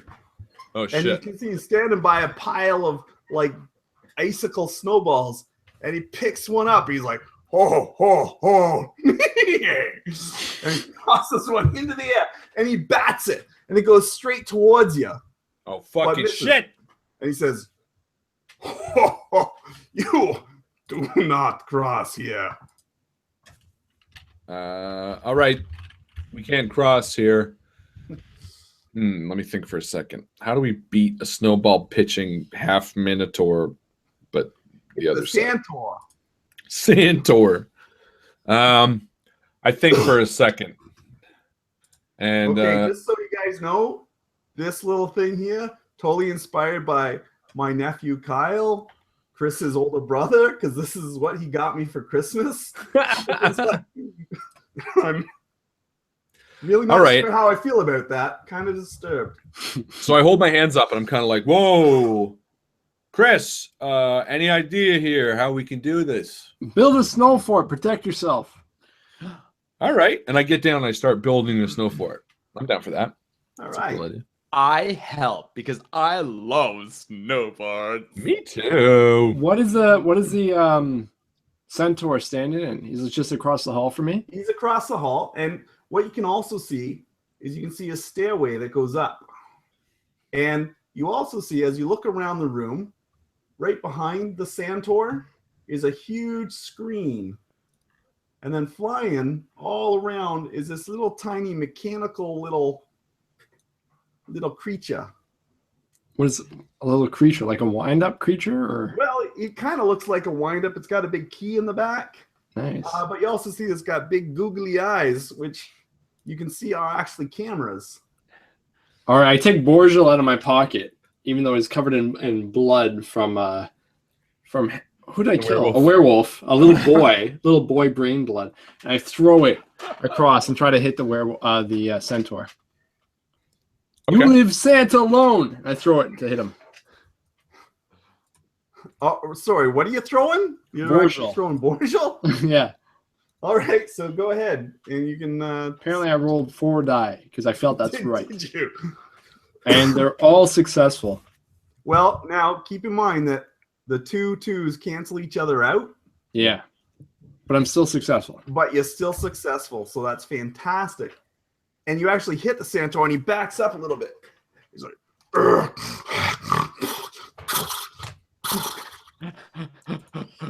How's the snow fort coming?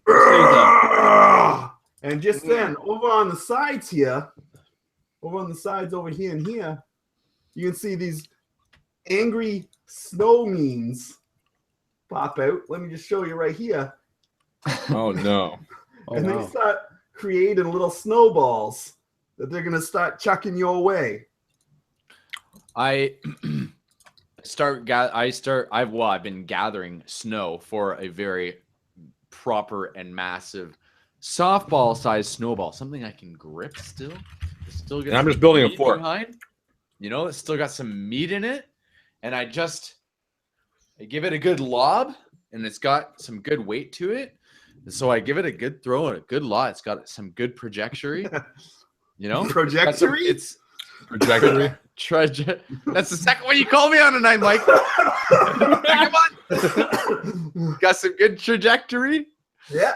And so you're going for like one of the snow means or for the Santor? Oh, I'm going straight for the Santor. Is this the All sixth right. die? Yeah, so what I'm going to do is I'm going to have you roll 3d6. So the middle one is going to be the main difficulty, and then you got your positive and you got your negative. Alrighty, here we go. Unless, again, if you got some... Oh, nice. Not nice. The 6 is a 1, isn't it? And a fucking 5 is a 2. Well, if someone spends some XP here to make that 6 a 1. Maybe. I think somebody on Facebook is going to help me out. Right? I don't know where to look. It's everywhere. The bottom. It's chaos. We didn't organize it very well. Aisha did a fantastic job of trying to. So thank you, Aisha. And the fact is, right now, we're probably all a little... Oh, Victoria gave 6 XP. Victoria gave 6 XP. All right. Nice. Thank you, Victoria. I owe you. So now we owe everybody tonight. For the middle. So a 2. Explain so 2 how goes this in the middle. Explain how it ends, Alex. Oh, what happened? Do I? Yeah, you hit it. How much damage do I? Oh, so I hit him. Okay, yeah. So the snowball comes down at a mid-flight, right? I'm not even kidding you. I whip this thing with all my might. This snowball has such a nice trajectory. It just comes down. It lands straight in the fucking Santor's nose and eyes, and the fucking thing stumbles backwards right off the edge of the beam into the ocean, like as if I was shooting a slam dunk. The story I tell the people years later. It's close. It happens. It catches him in the nose, and he stumbles back, and you see he almost drops his club for a little bit. And then all of a sudden, you also see right behind him, projected on the big screen, you see that snowball shot hit him as an instant replay. And you hear crowds cheering in the background. There's a crowd, guys. There's a crowd. Woo! And then you see the Santor stumble back, blood gushing out of its nose. You did that really well. All right. That was a good sound. So, Chris, what are you doing? Are you jumping in or are you staying up at the doors?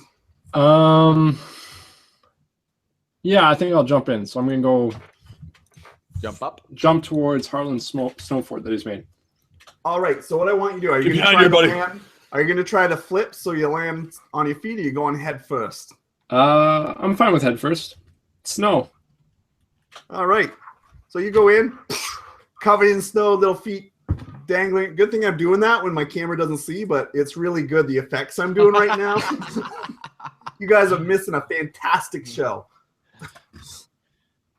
So All I'm right. picturing.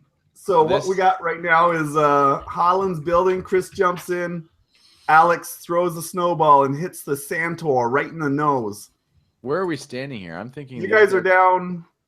here? This can you? No, you guys are down the other end where the doors are. Down this end. Yeah, and good thing. See, you're good. So you can put like the little snow fort anywhere where Holland wants it there. I want to put it right before So- the. Oh, look at that. Alex has got it up So you see where the Alex has got it up. It's always right exciting. there. It's tough. I know. There you go. So you can see like the ledges there are about 10 feet wide. And you can see that the snow means over on the sides are probably going to throw snowballs and try to knock you off. Nice. I think we gotta beat them with a snowball fight. Quick shout out to William Miller on behalf of, or spending the XP. Aisha Lyle spent it for him. William Miller used a really fantastic bit of his XP to give a gift to Chris, which I think he's already reclaimed. If not, I'll find out. So thanks, William, and thanks, Aisha, for being his broker. The Baroka. Sorry, I didn't mean to Alright. screw up the thing. Whose turn is it, Mike? Who's next, Mike? Well, My fort done? My fort's done. the Santor, he tosses up another ball and swings his icicle bat towards you. Whoa. But we have like partial cover because of the snow fort. You do have partial cover, and okay, so let's just see here. So I got a 4, 4, and a 1, so they cancel each other out. He ends up with a 1. And so I am going to roll randomly here. Again, 1 to 2 is Alex. 3 to 4. Oh, what the fuck? Just stop that. 3 to 4 is going to be Chris. And 5 and 6 is going to be Holland. Howland. Howland. Howland. All right. So, Chris, you're going to take Alex. 1 physical stress from a snowball. They're Oh, little boy. bits of chunks of ice. So you probably urinated on them to harden them up a little bit. Oh, so they're frozen. It hits me in the shoulder, and I feel my shoulder go numb. Unfortunately, luckily, it's my left arm, so it's not my good arm, but it's still enough to really mean that I can't do a two-handed weapon. Shit. We got to take out that Santor. Harlan, start throwing snowballs at it, please. I start peeing on my snow fort so it hardens in the ice. And after I'm done peeing, I start chucking snowball. I didn't get a Harlan, you're weapon. circumcised? I had no idea. No, baby. I'm pure. I start peeing all over it. I hold it like a spray bottle. I shake the tip and go. Why didn't everybody give me a weapon? I thought you did. I thought you went in the Because you've been the armory. GM for so long. I did. I used it. I'm sorry. Poop. I'm just going to fucking throw a really, really good snowball at him. Do it. Make it count. Yeah. I'm Get going it. to give I- myself 1 to hit and 1 to miss. I'm going to say the first one hits and the first one is a negative. Piss on it. So Piss a little bit. it hits for sure. All right. So again, you see he stumbles back a little bit. I can't even do it. I'm fucking drunk. My lips are too loose right. Mike, I'm going to start rolling snowballs and Yeah. stacking them on top of each other because I'm going to try to grab them from the floor and pull them up to the ceiling. So I'm going to try to stack snowballs on top of each other so I can reach him. Wait, no. He's like, you're on level ground now. Oh, he's coming to the ceiling, No. Yeah, you're all on the ceiling. including coming on the the ceiling. Santor. So Oh, crap. yeah, you got to follow that little path to get that little like set of stairs there. Oh, well, let's get there. I'll throw a snowball at him then. Makes sense. All right. So again, just roll 3. 1 is the main. 1 is a positive. All A lot right. of sixes there. So I'm gonna say that A 2 is a success because the 2 6s cancel out. yes, we will say that. So the 2 6s cancel out, and then the 2 is a success. So seeing Harlan's snowball like collide with his face in this yellow seeping snow melts down his face in his fury. I whip Fuck another yeah, dude. snowball at him, hoping to catch him off guard. And I collide with his eye. Yeah, nice. And he stumbles back again, and you see an instant replay over on the big screen of the snowball. Oh, Hitting and everybody Santa. goes, Whoa. And I say, where- "Are you where- not entertained?" They are. And then you hear from that flying robot, you hear a voice going, You are doing well, but you will not get past the snow means. as Krampus giggles. I don't know why he giggles. Okay, cool. We new room. Is that where we're at? Now we got the snow wait, means. we have to You kill got- him though. You don't we? still Oh, got the to, snow means. yeah, Oh, like okay. you still got to make your way around. Go I'm like sorry. the Santor is still kicking. Okay, So you got to so make your way along the path. sorry. And what Here's you're what I'm have gonna do. I look up to the gods, and Aisha and someone else, Aisha and John Regan, gave me a gift. Oh, I need my song. There we go. Baby be gone. And wait, let me read this. Gift and insta-kill from John Regan and me. I'm guessing that means two gifts, so I'm gonna go again. That's what people say. I go on too many dates. Nano modulator. Okay, so the baby be gone. Isn't that Nanomi modulator? I don't know. But baby be The gone. Naima Bars is like it gets her that really yummy dessert thing with The like Nimo modulator. Can be held or thrown. Baby-like device which does 1d6 damage depending on the damage. It either spews acidic vomit or simply poops on you for fecal damage. And now you know why I don't usually probably stretch. and nanometer or whatever it's fucking called is thrown weapon akin to a Molotov, except with the eternal explosive device goes off and emits a goo of nano machines. Effect of swelling. Oh, that's so Numenera. Yeah, ballooning a limb or whole body. Oh, perfect. Okay, so here we go. Both of them are insta kills. So you know what? I'm gonna go first, and I'm gonna pick up the nanometer from floating down, and I'm gonna go suck on this, you half Santa motherfucker, and I'm gonna throw it at him for an insta kill. I'm all Santa. You just have Santa. You And got then him. on All my right, turn, so again, I'll have you just No, roll the insta-kill, 3d6. Roll the 3d6, and if it hits, it's an insta kill.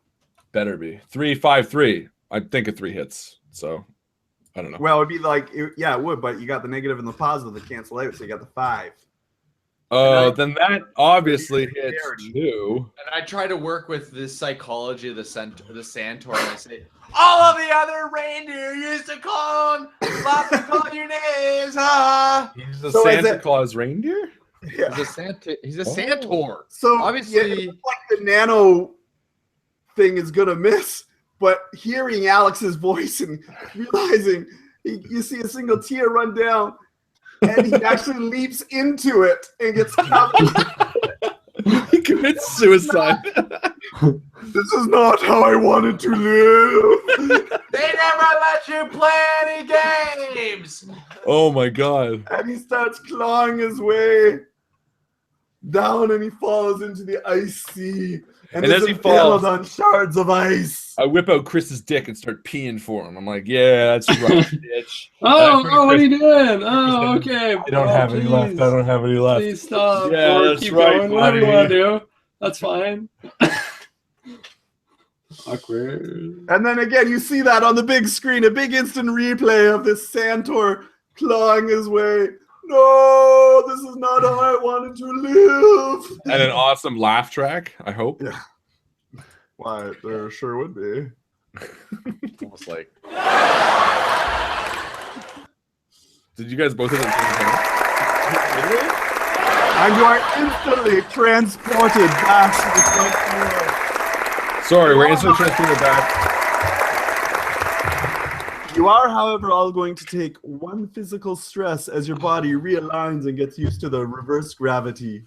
Oh, I'll take it. Good one. Thank you, Michael. Good room. All right, ladies and gentlemen, I'm saying we're going to the I room next. Is that what we're doing? Yeah, I think so. Yeah, let's do the eye room. So I walk up to the eye room and I kick open. Do that again, Michael. What was that? Oh, hang on a second. God damn it, Chris. You said one physical stress, right, Mike? Yes, please. Barrett? Yeah, that's exactly what I was saying. Just one physical stress, because it's like, you got all topsy-turvy there. I got it. Yeah, it was very confusing, but I got it.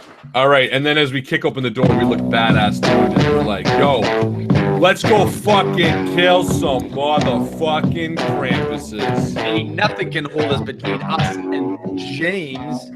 Ain't nothing Justin. The James? Michael's got to say a badass phrase. Go, Mike. The Justins. Oh yeah, like I fucking shiitake'd that motherfucking I don't know, I got nothing right. Damn straight. Grab your guts and drop Yo. your nuts. Here we're going for it, Justin. We don't even want it. We have nothing. Yeah, we try, but we don't even get it. That's what I'm saying. I don't even sweat it. Push the center down in the bottom, and he's gonna fall and get all wet and at his bottom. And this is why we don't rap. All right, we kick open the door. The partying adventurers walk into a room, and instantly their nasals are filled with the rank smell of stagnant beer and what seems to be salted meat. And there before them stand several elf-looking men, 4 of them at machines going very quickly. You hear the sound of sewing machines working, and one man standing very far away from you at the other end of the room sits in a throne and stares at you with an inquisitive look. And who the fuck are you? Well, who the fuck am I? What are you doing here? Welcome. I don't think you should be in here. Tim Roth? If you're Tim Roth, I love you. And you look at him, and he's a little man of little stature, but he's bearded, and he's got a big stein of mead in his hand, and he takes a swill and burps vigorously as he looks towards you. Are you here to work? Because we have plenty of men. And one of the small men, who looks similar to the dress of the elves back in the North Pole, stands up and grabs a piece of fabric that he's been working on, hands it to another man who looks like an elf, and goes back to work. I walk over to him and slap the fuck out of him. Whoa! Which one? Yeah. The man sitting in the The seat one at that front? looked like an elf. He winces, actually, and looks at you and goes, "Oh, thank you. That was wonderful. Thank you very, very much. But I've had enough for today. Thank you." You seem Yeah, less well, listen, appreciative than my regular clientele. Yeah, no, this guy, he looks like he knows what's going on here. So, like, listen, we're here to find our friend Justin. He may have came this way. Like, what do we need to do to help you to get done what we need to do to get to where we want to go? Finland, get back to work right now. And he looks over at one of the other elves who's looked up from his post, from his sewing machine, and is distracted by you guys, and he stops working. And so the man sitting in the throne gets irate with him very quickly and yells at him. He looks scared and gets back to work right away. The man, Figlim, he calls him. Scared. Sorry, I was distracted by one of my workers. What did you say just now? I think we're looking for Krampus, and I think if you could help us. Krampus? Why would Krampus be here? I'm just a simple elf doing elf work for Santa Claus. I know we're on the South Pole, but he outsources some work as you know. Why are you way out here, though? Something about this is I don't remember approving any of this shit. And I put One of on the my other- Santa hat. Santa. You should know. Yeah, you might claim to be Santa, but I don't believe that's his hat. Are you done, Frimlin? fucking Frimlin, are you done? And you see one of the elves stand up from the sewing machine and walk over, shaking, and he shows him what looks to be a sack. And Harlan, you recognize it to be very much aligned with the sacks you've seen back in the North Pole, almost a replica of your Santa sack. And he holds it up. He says, "I think I'm done, sir." And he takes a swig of his beer, and Jiglin, who's sitting inside the chair, backhand him and says, "It is Don, but who said you could have a sip of my beer? Now take it back into the other room." And so the elf, he just backhands, grabs the sack, and he waddles into the back room. And as the door opens, you see in this room hundreds of sacks hanging on the wall, beautiful, intricate designs of these beautiful woven sacks, and some of them with the most elaborate fabric you've ever seen hanging on the walls, and just a hallway of sacks. And he goes back to work. Sacks, eh? Well, can't you see we're busy here? We don't have time to talk to the likes of you. Can you please leave? Oh, Milo, what are you doing back there? Get back to work. Hold on. What's all this knockoff shit? I say Knock off shit. Dad, do you know who I am? No. I'm Jiglim, son of Friglim, son of Gremlin. Oh, fuck. Not son of Himlin. I know Gremlin. No. Just chill the fuck out, everybody. We I are turned to Jared. great fabricators of the. Santa would not be able to deliver those thousands Jared, of Do you toys if it remember wasn't for Gremlin? us. You have to search through your brain in a past life. Do you remember Gremlin? Oh, well, you know what? Let me just give me a second here. I got my grandfather's book here. Look, Jared, I can't explain why, but there's a reason. As Santa, I kind of know a lot of the different sides of one person. And believe me, there is a part of you that knows the name Gremlin, and I need to know about him. Oh, Gremlin. Yeah, he's like a fucking little happy little halfling that liked to comfort and shit. And he rode along with this bod and this other little priest guy. And as far as I know, they got lost in a cabin and never actually finished. Jiglim hears you talking. He stands up. As soon as you hear thump thump as his arms, lanky, hits the floor. His arms are much longer than his legs, and the knuckles drag on the floor. What'd you say, you bloody bloke? You think you can just talk about me and my family just like that, and not get me to repercuss? Well, wait, Yo, sorry, man. No, cussing. yeah, I didn't mean to offend or anything. We are a very busy people here, the elves of the South Pole. We're working for Santa Claus. And Harlan, as soon as you hear your title be spoken, you know that there's something not right about this. I mean, the way they look, it's not quite elven. Their proportions are off. They're bearded. They're smelly. They smell of beer. I've had enough of this shit. Gremlin, Finlin, Gonlin, whatever the fuck your name is. Jiglim, they call me, sir. I don't give a fuck. Problem, I will smack that smile right off your face. I fucking dare you. And I do the one Santa move that I can do, which is where I touch my nose and I float up a chimney. And I'm like, I fucking dare you, bitch. And I go like this, and I just float above him a little bit. Whoa. And as soon as you do, he sits back in his chair and says, "Oh, so, sir, I didn't recognize you. I didn't know you didn't have your hat on when you came in. I didn't recognize you. I do apologize. But as you can see, Frimlin there and Figlim and Milo and Carl, they seem to be working very well. We will have all the sacks ready for you for Santa for Christmas Eve, sir." You fucking what, mate? And I walk over and I kind of float down in front of him and I say, you know what? Your names are all really confusing. In fact, this whole space is very confusing for you. You've never seen elves that smell and swear and act this I've never way. seen an elf with a beard. That's what I'm saying. Like the fact that he has facial hair or has gone through puberty and does not like being smacked in the face is putting you off in some way. I It's whisper just something doesn't taste right. I whisper to Harlan and Jarrett. I say, "Do you guys remember Daigle? Yeah. That dwarf? Yeah, I We remember. did in that one. Yeah. That one RPG we did. Yeah, I do. Yeah. Yeah, Don't he- these guys like- remind you kind of like of Daigle? He does. As soon as you say Deagle, all the other elves kind of look at each other and say, or the people working, the elves working at the sewing machines look at each other and say, Deagle. Do you remember Deagle? And you hear a murmur hush across the workspace, the sweat lodge, and something's amiss. They recognize that name. Oh God. I think they know Daigle. I did.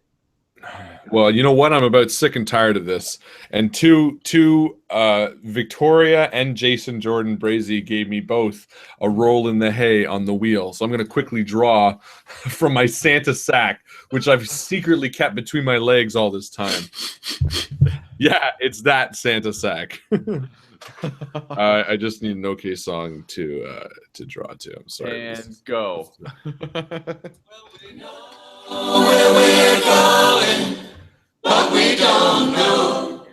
Yeah, reunited, and it feels so fucking good. And the other one?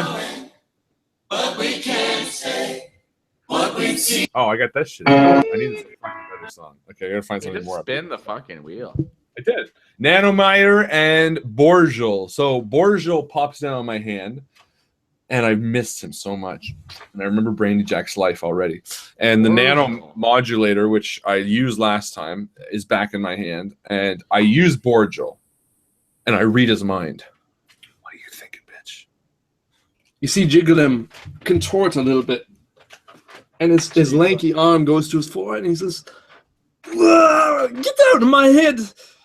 And as you do that, you read his mind, and you see graphic images of him with elf women slaves and him laughing as he changes names from the nice list to the naughty list, and he's doing all these horrible things against the name of Santa. And you realize that he's not an elf. There's something. He's not an elf. He's an imposter, and that's all you can get out of it. He's not who he claims to be. You motherfucker. And I turn to Jarrett, I turn to Alex, and I say, let's take these motherfuckers down a peg. I whip out my cheese knife. It's time to take it. And I throw my nanometer at him. Wow! Oh, yeah. And I dance around cutting people up with my dagger-sized cheese knife. And I float over to them as Santa, and I land on one fucking dwarf, crushing his face with my elbow. And I turn to Jared, and I say, yeah, Jared, it's fucking go time. So I take my little shrink stick, my withering stick, and I point it right at the fucking elf's head, and just watch his head just shrink and shrink and shrink. Well, his skull starts to shrink and his brains start to ooze out like a Play-Doh fun factory out of his ears. And he looks at you and goes, "Oh, for the love of St. Nicholas," and he falls to the ground dead. And as Santa, Harlan Guthrie, floats into the sky, you see Jigglim look at you with these big eyes, and he takes the last drink of his beer as he gets slaughtered in the face with what? What are you bashing him as he takes a drink of it, I take the glass, I shove it down his throat, and broken splinters of glass. Oh my god! Eyeballs as they pop, and the pus starts pouring down his cheeks, and I'm laughing. I'm like, "You've been naughty this year, bitch." Yeah, I'm not gonna lie. I don't really know what's going on here. I really hope that we weren't supposed to help these guys because we're. And you see the last two men working at the sewing machine. The elves, and they run with their dragging arms behind them. They go, "Oh, jeez, oh gosh!" And they run into the back room. And you see them run towards where all the sacks are hanging on the wall, and they're hiding in there. It's time as the blood gushes from the two slaughtered elf-like creatures. And they bled out through their penises. We just walk in the back with the bags, and I just start beating them until it just ciphers out and the blood starts. As soon as you do walk in there, I'm just going. Roll a die to see if you can dodge in time. Fuck you yeah! Roll natural 1 dexterity, and you see what looks to be an elf, a bearded elf, which is weird, dive off the wall to try to cover you in a sack, a Christmas sack. And he doesn't quite manage it. He lands beside you. Alex and Jarrett, what do you guys do? Yeah, I actually take a moment to pause, and I'm like, wait, I just attacked recklessly, but were we supposed to help these guys? And now I'm looking around at the carnage, and I'm thinking, oh, dear God, what have we done? Santa's like fucking nuts. He's like lost it.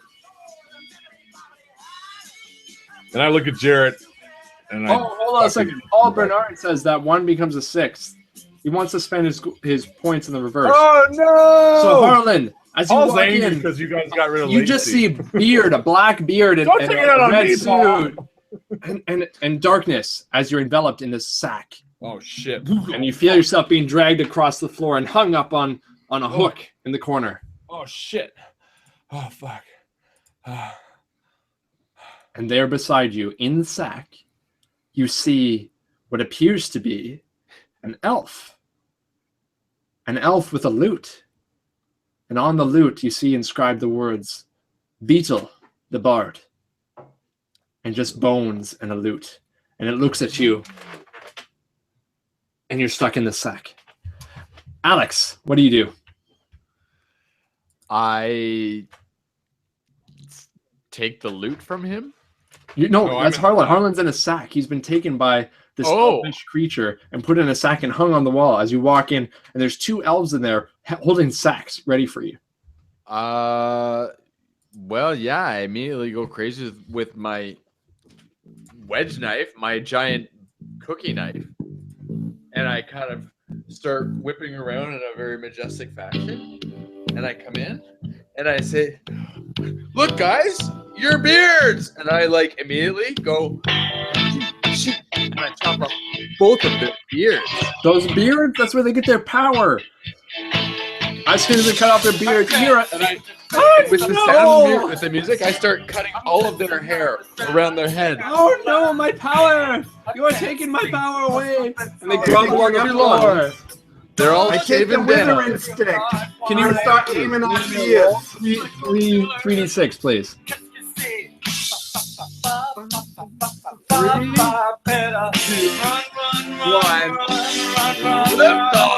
you cut their beards off, and for a moment, they look like elves again. But without their beards, they seem to pass out on the floor, unconscious, unable to move. I turn to Santa and I say, I'm in a I let sack. him out of the bag. Let him out of the bag. You're stuck in the bag, Harlan. You can't get out. I just said let me out. No, you try, and you cannot. Oh. In fact, Alex can't figure out what bag you were put in. There's hundreds shit. of bags in this hall. And Well, that's Jared, simple. I start poking. Jared, can you really do hard. a roll, please? Yeah, you want just like 1, 2, 3? Yeah, for your supernatural knowledge, because you're pretty knowledgeable. Oh, my fucking head explodes. I don't know shit here, guys. He doesn't know. He looks through his was it his father's diary? His grandfather's diary. He says nothing about bearded, long-armed men in here, but he knows they're not elves. But he can't figure out what they are. Quick pause for Alex. Yeah, of an ABBA. Well, quick pause because Alex gets a new weapon, and it's going to be a electric spoons. Electric spoons, Alex, just so you know, are a set of spoons with rubber grips powered with a secret Nikola Tesla device to electrocute a foe for 1d6 damage. Sorry, go ahead. Oh, and it's an insta-kill. Nice. Sorry, Chris, back to you. Okay, so you hear these men who are clearly not elves. We know that. Jared tells you they're not elves. We're not sure what they are. Oh, Aisha converted that 6 to a 1. Sorry. Those are fucking. Okay, so Jared, elves. I let's don't wait know a what the second. fuck He they turns are. one page, Jared, it is in your book. and he realizes that these are gnomes. Gnomes known for cruelty and drinking beer and flatulence would never have been in the employment of Santa Claus. Ah, knew it. But now you're in this hall filled with Santa's sacks. Replica upon replica of these sacks. And Now, Harlan, you have Penny some G. knowledge of these sacks. Unfortunately, you don't know where you are. You don't know up from down. You are stuck in this bag with the skeleton of Beetle the Bard. Who's Beetle the Bard? Isn't that guy from Harry Potter? Isn't that your old character's name? No, Balthazar or something was his name, wasn't it? We'll say it's Balthazar then. Okay, that makes a lot more sense. No, not him. And as Alex and Jarrett Combs walk the halls looking at the sacks, you hear struggling and screaming from the occasional sack from left to right. Take a look at each of the little sacks and see if there's people we want to save or not. Because So you walk up to the first one, Jarrett, and you see the sack struggling and pushing at their sides. You hear a little voice go, "No, let it out. Oh, my little chin. Let's go to Santa. And you open it up, and there's a dead elf inside. Oh my god. And as you close it, the sack stops struggling. Whatever was in there is now dead. So I just like killed a dead thing?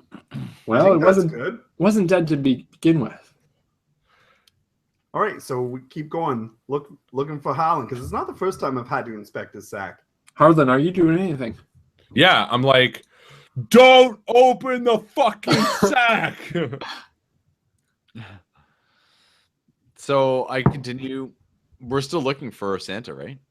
Well, you're in a room now filled with sacks, and one of these rooms, the wall is filled with these beautiful bags, and one of them contains Harlan and Guthrie. Okay, I pull. But every so often you see one struggling. Look, you see one struggling. I pick up the loot. And what do you do?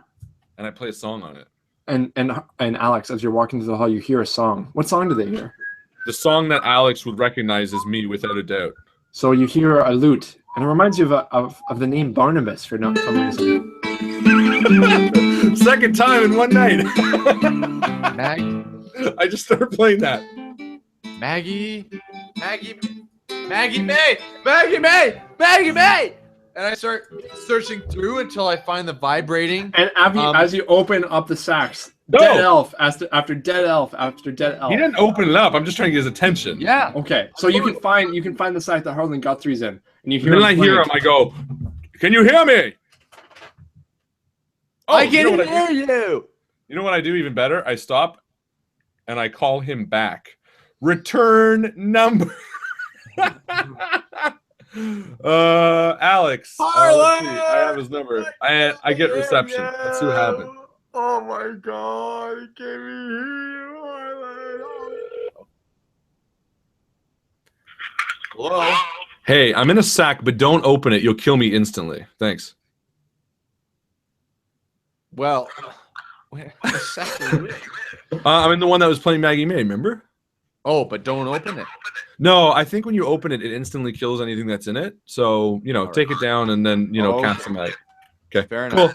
Quick conversation. I'll open it. We'll see you soon. Bye. Isn't communication great?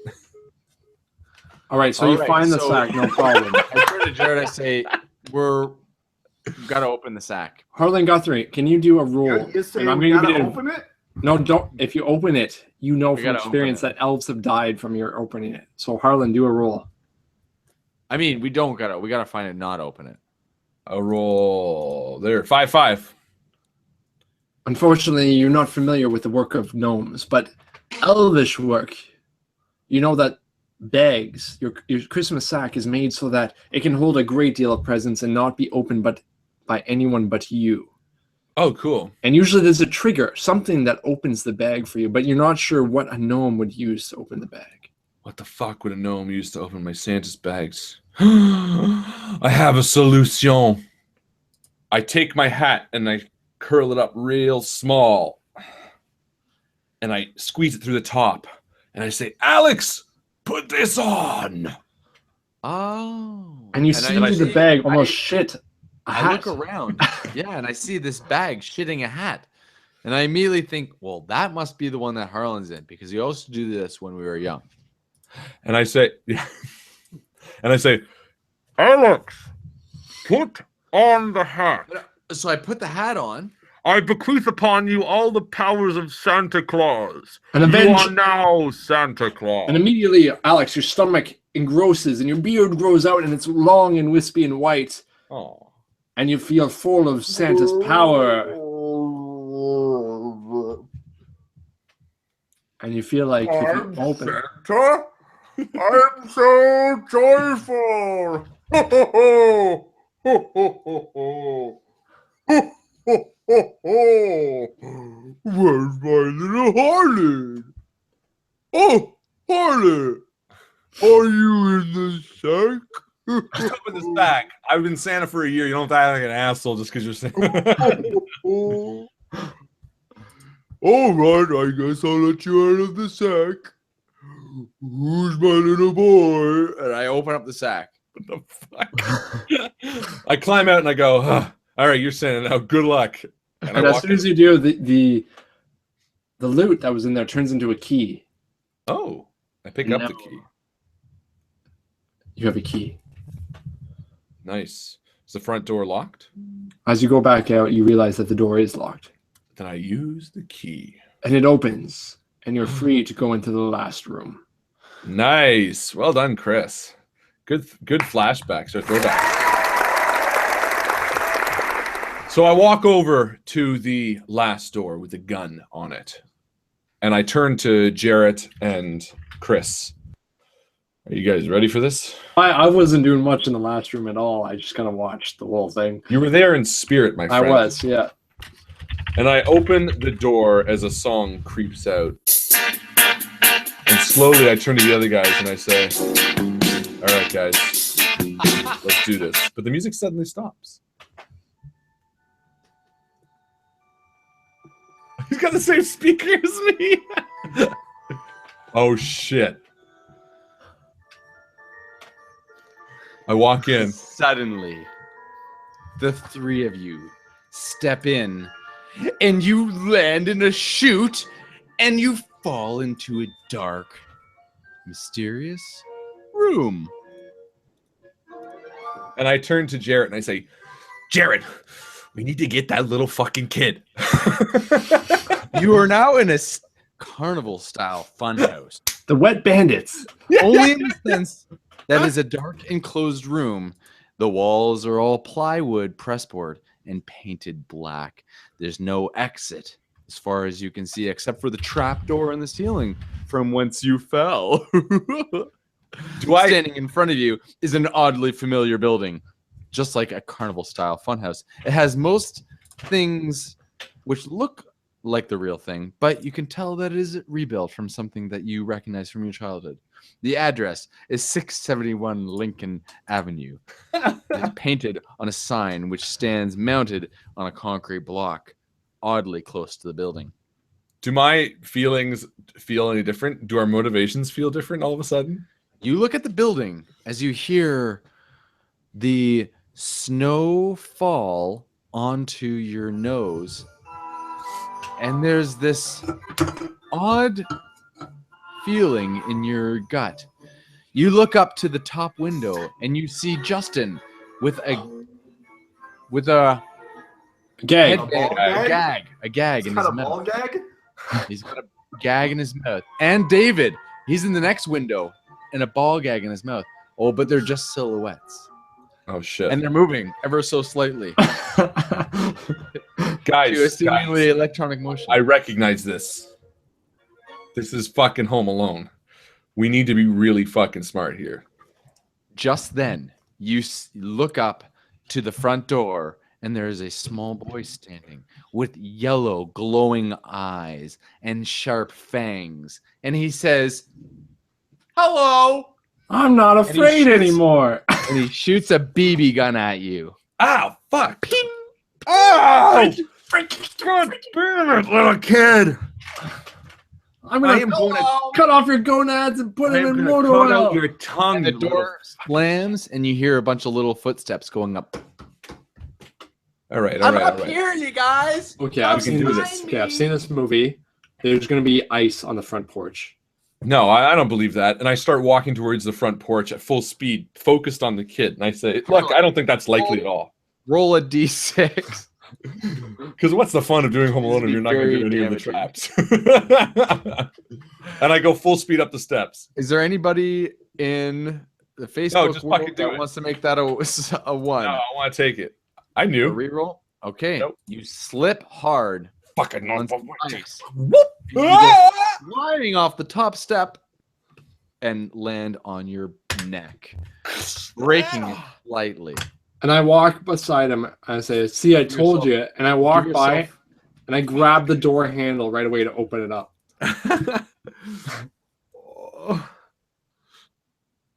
Okay, so you grab the door handle and roll a two d6s. See, I told you it's ice. Why don't you listen to me, Harlan? And I grab it. Oh, you As an immediately M. feel a burning pain in your hand. As a big M. Cattle as prod the itself molten on my hot hand. handle burns you, but And then dive it into the snow as quickly as I can. you only failed with the 6. You actually only got 2 damage. So you're slightly hurt and doesn't really. Aisha says 5 XP for Blizzard to start, and Paul says 5 points for the ice to continue into the entry of the house. Okay, so I say we give them both it, and it starts to blizzard, and there's just like a heavy snow. I don't really understand what's going on here. I just see things are going wrong, so I'm gonna kind of take a little walk around the house and look for like a little small window or something to go in. Oh no! Don't do it! As I see him go to the window, I'm like, watch out for the Christmas. Michael walks around the corner, and there's a window open. Did I go in, Michael? No, I wouldn't. I don't think I'd go in an open window. I'd probably look for one that, like, Suddenly you hear from within the house, "Hey guys, I'm in here."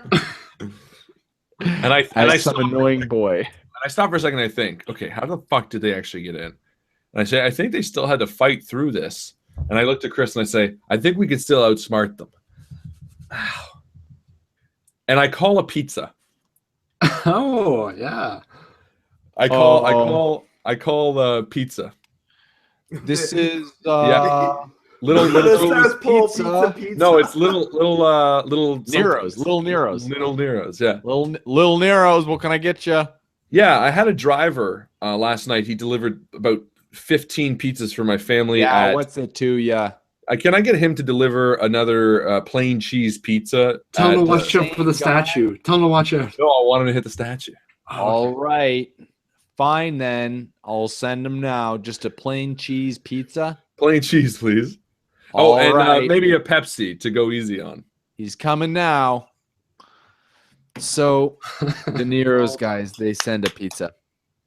And when the Nero And guy, as you see the pizza guy arrives, and he walks up to the back door, and he sees you guys, and he says, "Okay, well, I don't know why these guys are sitting." No, we just wait. And I'm like, yeah, it's up there. And he says, "How about my pizza tip, Keep eh?" the change, you filthy animal. And I say, oh, by the way, and I YouTube the video, dirty Angels with Dirty Souls. And I say, this is when you delivered a pizza here yesterday, this is the video he showed you. And I point out the video of Angels and Dirty Souls to prove that he was duped yesterday on this tip. Mr. McAllister, here's your very own cheese pizza. That's from the second one. Yeah, sorry. So I show him the clip of the movie that he was duped on. Oh my God, says the driver. He says, "Are you kidding me? So that kid owes you a fucking pizza, man, or a fucking tip, man. Out of here, and I'm totally not falling for it." So He didn't gets pay back for in his the car. pizza yesterday. Well, he didn't tip He gets well. back in the That's car what with happened. pizza. Damn it. I thought he would go in there and kill him. But as he drives away, he drops a box Oh. and a pizza uniform. A pizza guy's uniform. And they say, all right, let's try this. Well, who's And I going to fit? Put it on the pizza. Well, it doesn't fit me, so I hand it to you. What am I going to do with this? I haven't seen that movie enough.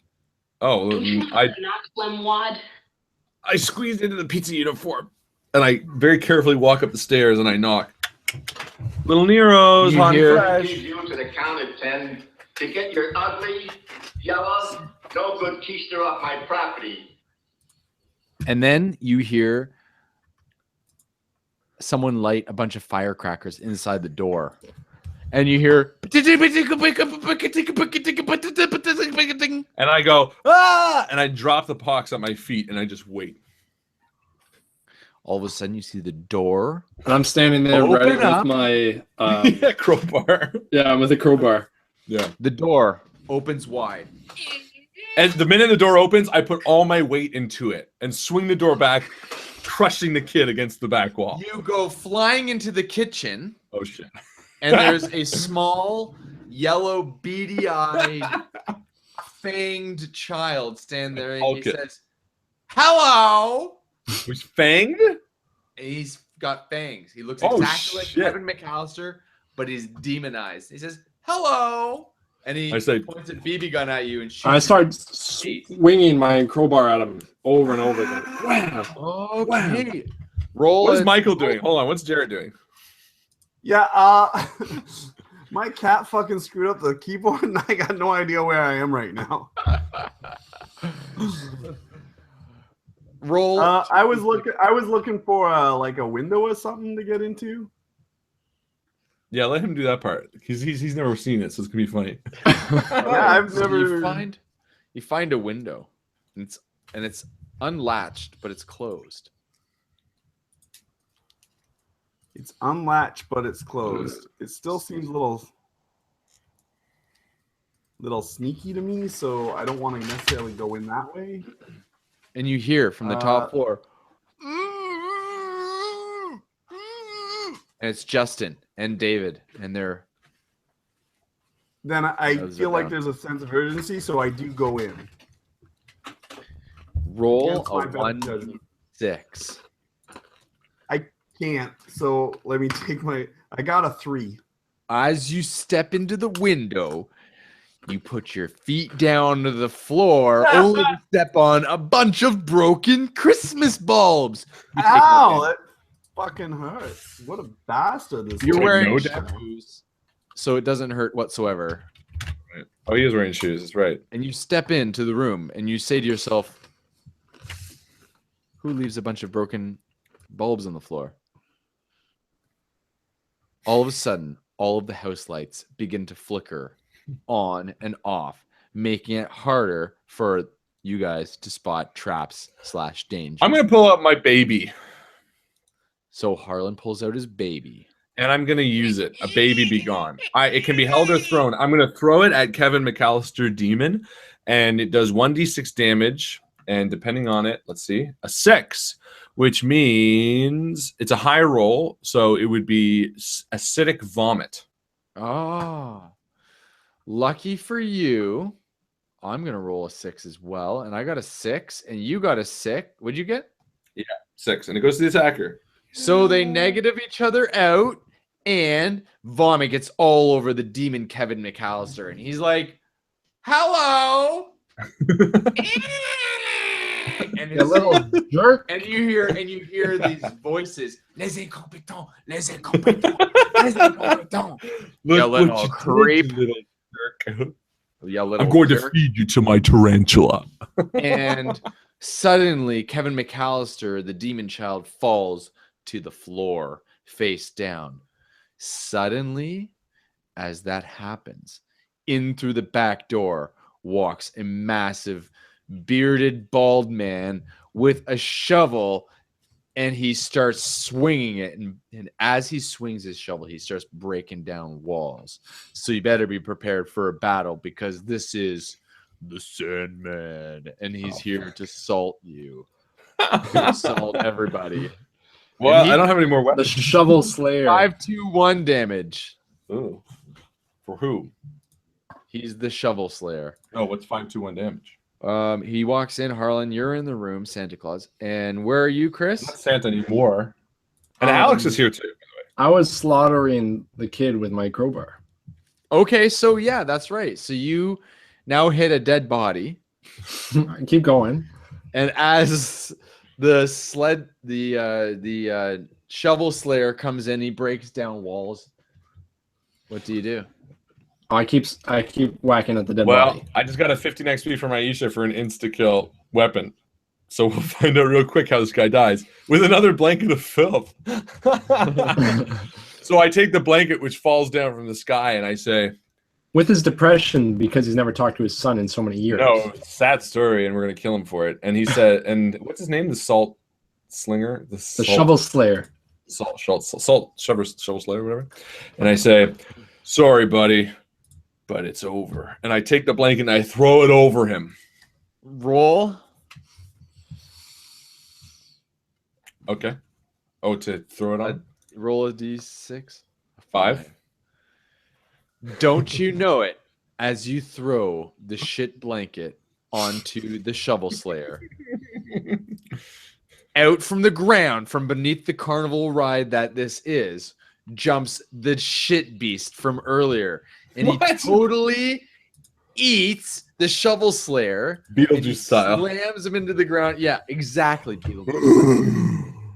Slams into the ground and takes out the entire, both Kevin McAllister Demon Child and the Shovel Slayer. And then now there's a big hole in the floor. But other than that, there's nothing. And you hear upstairs. So we run upstairs to get to Justin and David. And sure enough, back to you, Harlan. There they are. So as we get upstairs, as you walk up the stairs, the house melts away and you find yourself once again in the circular area of the front of the Krampus castle. A voice echoes from far above the stairs.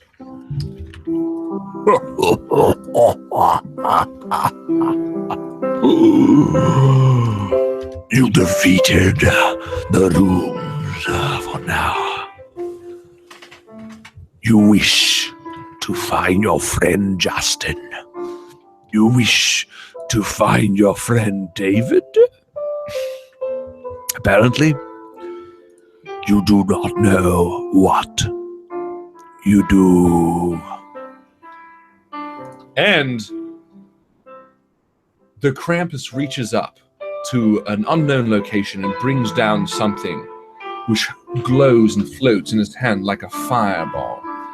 And with one swoop, he brings it down, and Jarrett, your entire body is consumed in a flash of light as you burn and land into a pile of ashes. Uncle Jared, no! Jared! He turns toward Alex and Chris, and he says, Boys, you have no idea the powers you are up against. The evil of the Krampus can only be matched by one man. A man you chose not to bring with you. And just then, you hear a heavy knock on the door behind you. What is that? The Krampus says, turning towards the door. It's the door behind you guys. It's not up to me. I turn around to open it, and I look at Krampus like, yeah, oh, okay. And I open it. And sure enough, Michael Barber, the hero, stands behind you as the Krampus turns white with fear. No. Mike? I don't understand. Why? Oh, how? Why? I took all the precautions to ensure that Michael would not come. It is impossible. Sexy.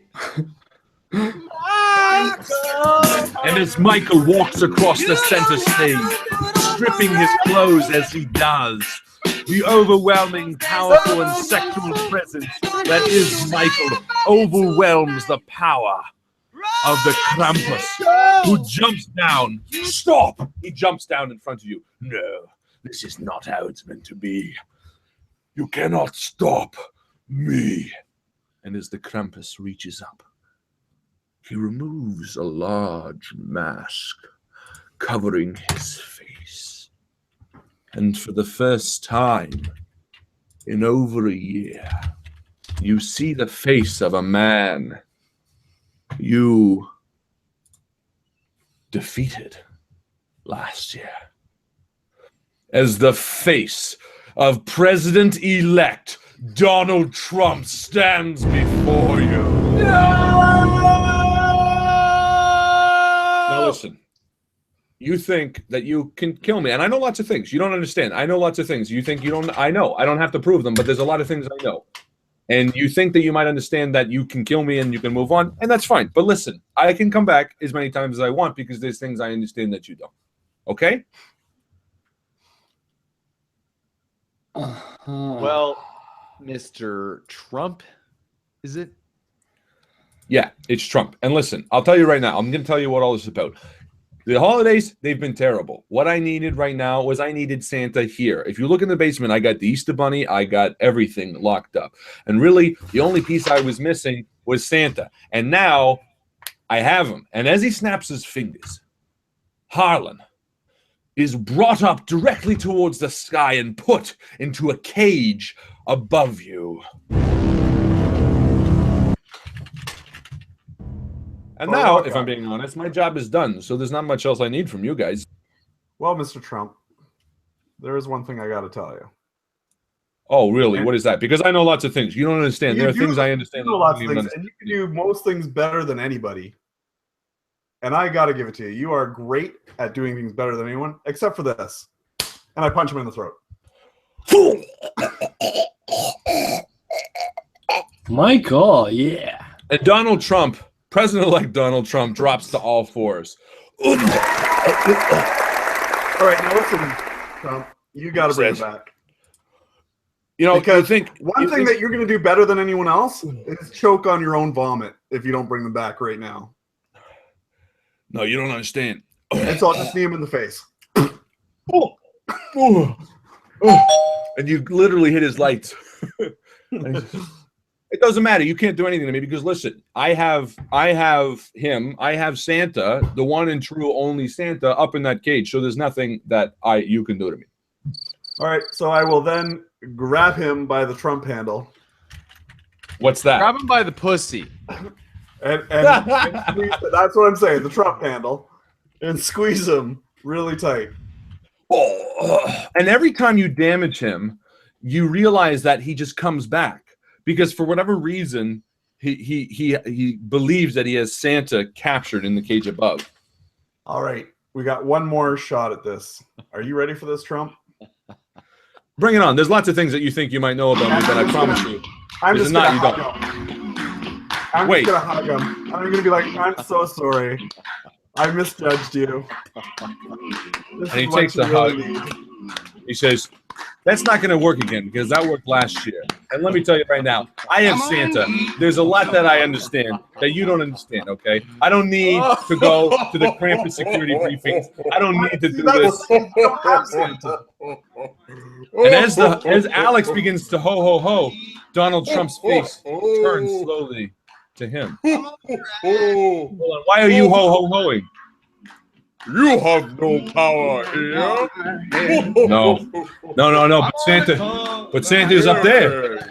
You see, Santa is in all of us. No. Son of a bitch! And sure enough, the Harlan drops down from the cage and punches him as Chris walks up and punches him in the nose. As Alex laughs and beckons. Michael walks up to the side of him. Michael, what do you do? Well, since I was kind of hugging him as these guys are punching him, I'll just kind of pull his hair off and shove it in his face. Oh, no. I'll kind of shove it in his mouth a little bit. You don't understand. Listen, I can talk shit about anybody, but you can't do this to me. No one can kick the shit out of a president like Donald Trump. You are the weakest link. Don't you understand? It's not fair to get political. It's not fair to express opinions about somebody who's in public office. I would never do that. You have no power here. We're Canadian. No. You are the power leader of the free world. Blow after blow, Donald Trump gets the shit kicked out of him. As last year, he only needed a hug, but clearly your message was not well received. Throughout the year.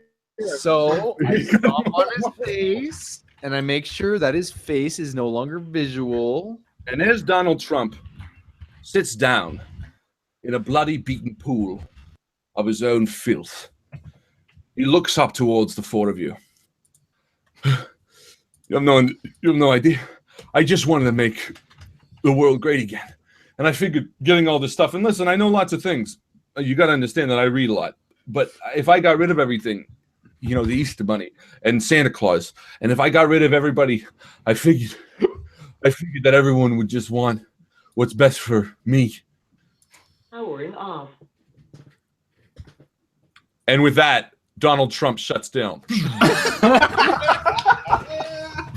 As the robot that you look down at malfunctions, and a clap sounds up from behind. And a shadowy figure stands on the walkabout Slow clap. as the lights come on. Let me fucking tell you, gents, you did a fucking good job. And with a loud Mel thud, Gibson. 2 boots land in front of you. Ain't no fucking Mel Gibson here, lads. As a figure walks out from the shadow. A bald man, older in his 60s, white hair and white beard. Mr. Dennis Collins, everybody. My name is Dennis Collins, and let me tell you, there's a lot going on in this here world that seems pretty straightforward. But there's also a lot you don't quite understand. I get that this feels real. Fuck. I kicked the shit out of this motherfucker more times than I could count. Oh. But this was all a test. You're about to take on a race. A race we like to call the Running Dead. Be ready, gents. You'll be running for your lives. And we are gonna leave it there. Ladies and gentlemen, this was the end of the world. Revenge of the Krampus year-end stream.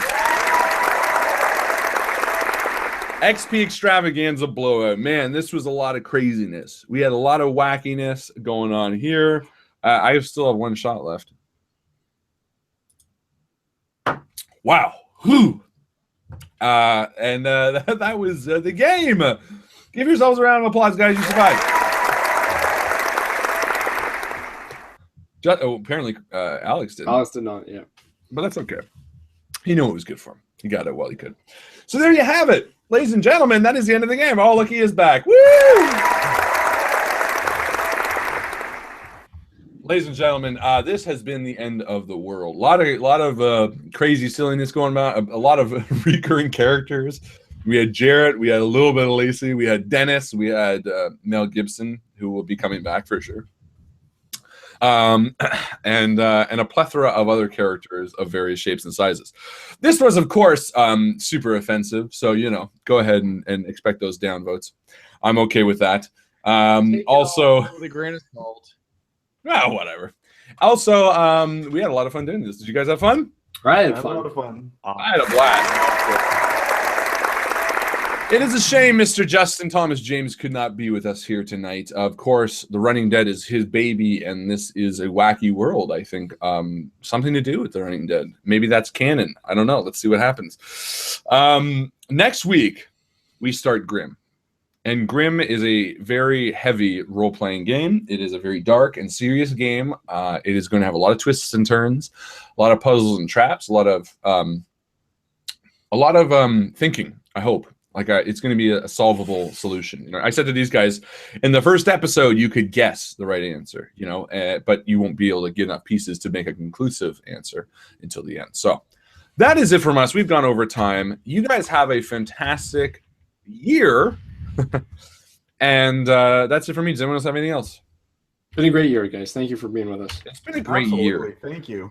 Yes. No, we're not going to talk long, Alex. But you know what? It has been a fantastic year. Thank you guys so much, the community. This is a huge and thank you. Big changes coming up. Big new things in the new year. So be ready for that. Lots of changes. I just want to say thank you to the Invictus stream for doing what you do. I know you guys involve me in a lot of this stuff, but you know what? If it wasn't for you guys and this great community that you guys have basically established and have been, continually pushing, then we wouldn't have what we have today. And so hats off to you guys and keep it going strong. I believe in this stuff. I think it's good for the imagination and creativity and for everybody. So. And Happy New Year's to all of the fans. Yes, Happy New Year to all the fans. I hope you guys have an awesome New Year. Chris and I are going to live stream the countdown. No. but as Chris was saying, thank you guys so much. This would not exist without you guys. Sincerely. I mean, having something to come back to and entertain and have fun with is what this is all about. So thank you guys for hanging out with us year long, and hopefully 2017 is going to be a really cool year for Invictus and the world. Hopefully, all the cool people have died, so I guess next year we can only go up, right? He says A lot of boring shit. June 1st, fucking I don't know, someone important dies. Anyway, Okay. you guys have a fantastic new year, or a fantastic year. Have a fantastic night. Thank you so much. And as Chris always likes to say, We'll see you around the table. we'll see you around the table, guys. Good night.